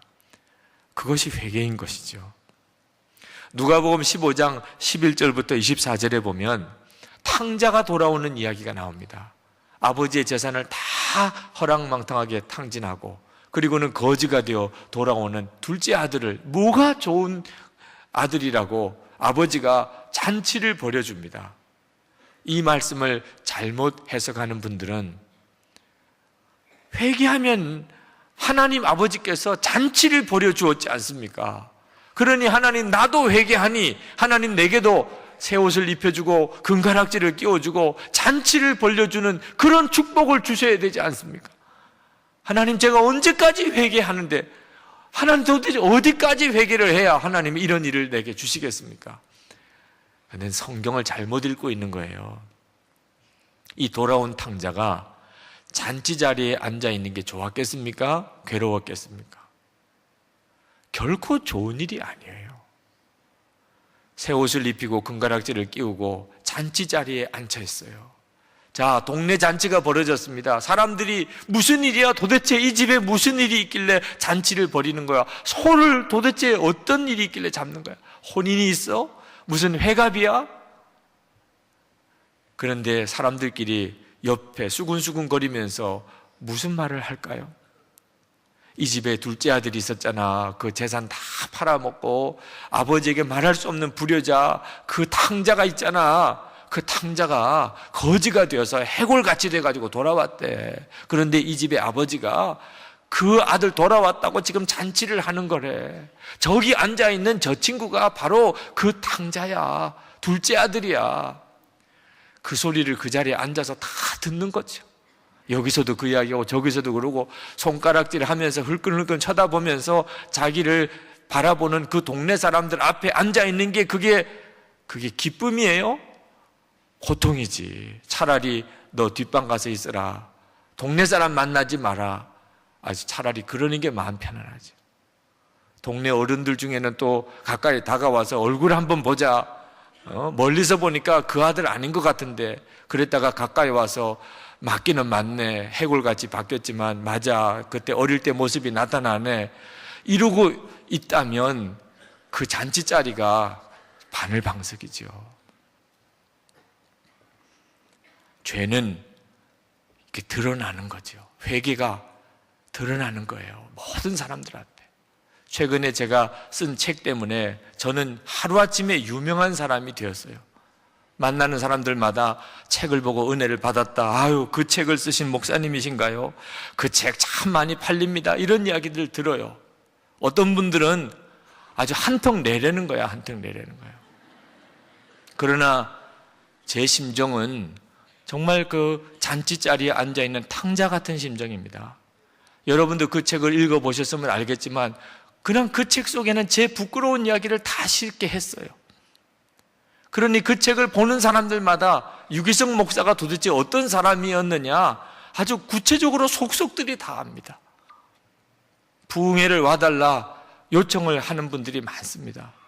가서 무슨 말씀을 전할까요? 그러면 제 지난날에 부끄러웠던 이야기를 다 또 이야기를 해야 하는 겁니다. 이제는 글로 쓰여져서 책으로 나왔으니 이게 얼마나 많은 사람들 앞에 제 이야기를 또 드러내고 또 드러내야 되는 겁니까? 제가 죽고 난 다음까지도 저의 부끄러운 모습은 여전히 그 책 속에 남아있으니 잔치를 받은 탕자의 심정이 꼭 저 같은 심정인 거죠. 축하를 받을 일이 아닌데도 축하를 받고 사람들은 속도 모르고 한턱 내라고만 하니 진짜 이건 괴로운 일이죠. 그런데도 불구하고 많은 사람들이 참 귀한 책을 내서 감사합니다. 은혜 많이 받았습니다. 하는 거 보면 이건 전적으로 예수님의 십자가의 은혜지 제가 무슨 글 하나를 잘 써서 그런 게 아니라 그 말입니다. 여러분, 우리는 지금 이 시간에 다 예수님 때문에 의인 대접을 받고 있어요. 집사님, 권사님, 장로님, 성도님, 목사님 그러면서 우리가 교회에 만나서 인사를 나눌 때 어느 누가 여러분 보고 예수를 십자가에 못 박인 저 죄인을 좀 봐. 그런 사람 누가 있나요? 여러분에게 손가락질하는 사람 누가 있나요? 다 참으로 믿음이 좋은 분이군요. 교회에 열심히 헌신하시는군요. 그렇게 다 여러분들을 칭찬해주고 보지 않습니까? 우리가 의인 대접이 가당한 일입니까? 예수님을 십자가에 못 박아 죽인 죄인인 우리가 어떻게 의인 대접을 받나 말입니다. 그런데도 하나님이 받으라 하시니 우리가 그렇게 받는 거죠. 그러나 우리는 명심해야 합니다. 받을 자격이 있어서 받는 게 아니라 그 말이에요. 용서 받았기 때문에 의인 대접을 받는 것이라. 우리가 혹시 하나님께서 복을 주셔서 높임을 받고 또 사람들로부터 주목을 받고 칭찬을 받는 일이 혹 있다면 이 탕자를 기억해야 한단 말이에요. 그 잔치 자리가 사실은 우리를 더 부끄럽게 하는 자리란 말이에요. 우리가 도대체 어떤 자였는데 어떤 대접을 받느냐 말이에요. 어떤 사람들은 자기가 지은 죄에 대해서 고백하는 것을 두려워하고 부끄러워하는 사람들이 있습니다. 그분은 아직도 회개를 모르는 거예요. 회개가 뭘 말하는지를 모르는 겁니다. 탕자는 잔치를 통해서 완전히 깨어졌어요. 그는 부끄러워서 숨을 수도 없었어요. 탕자는 그냥 할 수만 있다면 그는 아마 뒷방으로 도망가고 싶었을 겁니다. 그러나 그는 잔치자리에 앉아서 오고 가는 사람들을 다 만나서 얼굴을 보여주어야 했어요. 그것은 탕자에게는 자아가 완전히 죽는 잔치지요. 탕자는 조금도 그걸 원하지 않았어요. 탕자는 돌아와서 내가 회개했으니 좋은 옷 한 벌 주세요. 그럴 마음도 없었어요. 탕자는 돌아오면서 지금부터는 아버지의 아들이라 일컬음을 감당치 못하겠으니 차라리 저에게 품꾼으로 취급해 주소서, 품꾼의 하나로 여겨주소서. 탕자는 그렇게 하고 온 거예요. 그게 진짜 회개지요. 그랬더니 아버지께서 감당할 수 없는 사랑을 탕자에게 부어준 것일 뿐입니다. 예수 그리스도의 십자가 때문이죠. 다른 사람의 어떤 죄가 드러났을 때도 우리는 똑같이 그들을 대해야 합니다. 무슨 큰 비밀이나 발견한 것처럼 그렇게 막 말을 옮기면 그는 진짜 회개를 모르는 거예요. 요즘에 은혜를 받고 성령을 체험하고 자기의 은밀한 죄까지 다 고백하는 그런 성도들을 자주 보게 됩니다. 거짓말했던 죄, 도적질했던 죄, 그런 죄에 대해 듣는 것도 민망하지만 음란한 것과 간음했던 죄까지 그냥 공개적으로 자백할 때는 듣는 것도 괴로워요. 듣는 것도.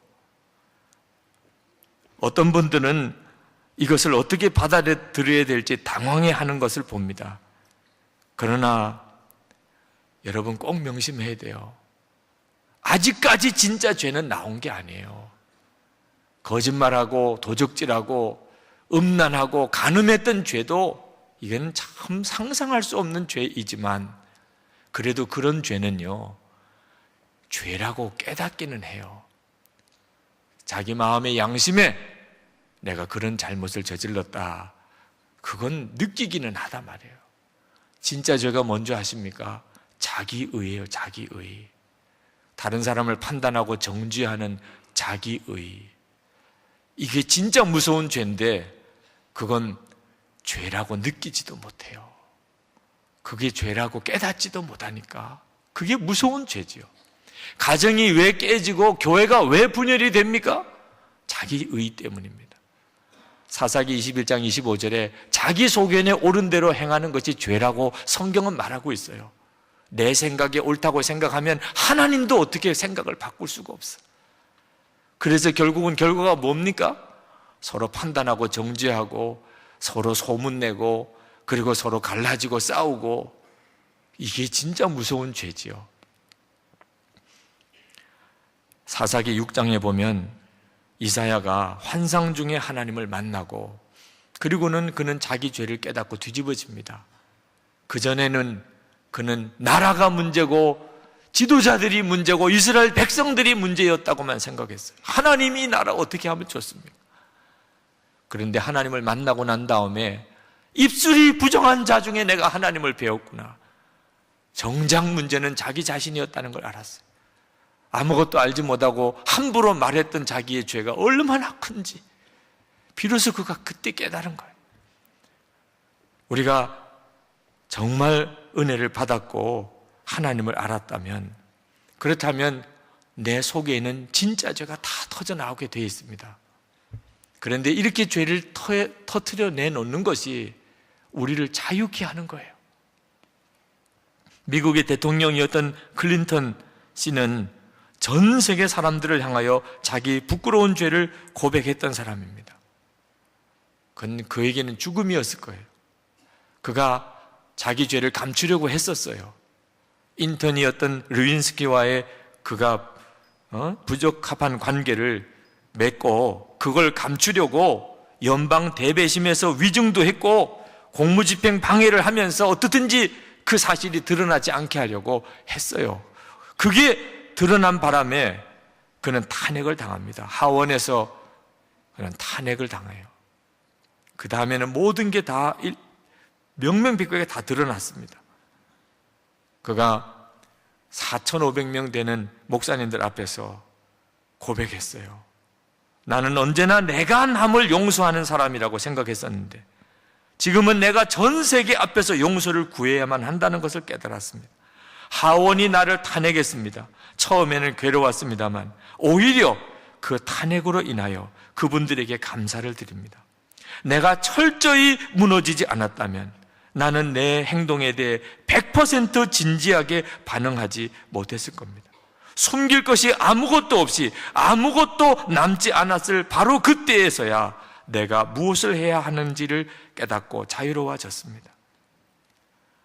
클린턴 대통령은 죄를 숨기려고 할 때는 그는 오히려 묶여있는 사람이었고 자기 죄가 다 드러났을 때 오히려 그는 자기가 어떻게 처신해야 되는지 이제는 자유로워졌다고 고백했어요. 성도 여러분, 2009년은 예수 그리스도 안에서 우리가 완전히 새 삶을 살도록 계획하신 하나님의 역사가 우리 가운데 그대로 이루어져야 합니다. 그러려면 반드시 진짜 회개가 있는 사람이어야 하는 거예요. 벌 받을까 봐 하는 회개, 어린아이들은 그렇게도 하지요. 부모가 매라도 들면 그러면 잘못했다고 소리 지르면서 잘못했다고 외치지요. 왜 매 하나 안 맞아 보려고. 그러나 우리도 어린아이 때는 그랬지만 이제는 그런 회개로 회개라고 생각하면 안 되는 것입니다. 죄가 그것이 문제인 거죠. 그것이 우리를 아프게 하는 거죠. 차라리 내 죄 때문에 맞기를 원하는 거죠. 이제는 매를 피하려고 하지 않는 거죠. 그러면 된 겁니다. 그러면 그 다음부터 하나님이 하시는 거예요. 예수 그리스도는 우리를 위해 십자가를 지셨습니다. 진정으로 회개하는 자에게는 반드시 새 삶의 축복을 주십니다. 이제 우리 같이 기도하십시다. 여러분 정말 하나님이 기뻐하지 않는 죄를 여러분들 십자가에 못 박으시기 바랍니다. 주님 앞에 오히려 하나님 나는 맞을 일을 했습니다. 그렇게 주님 앞에 나가는 자가 되기 원합니다. 숨기려고 감추려고 하지 마시고 진짜 죄가 뭔지 깨닫게 되기를 기도하시기를 바랍니다. 그리고 십자가를 붙잡으십시오. 우리 다 같이 통성으로 기도하겠습니다.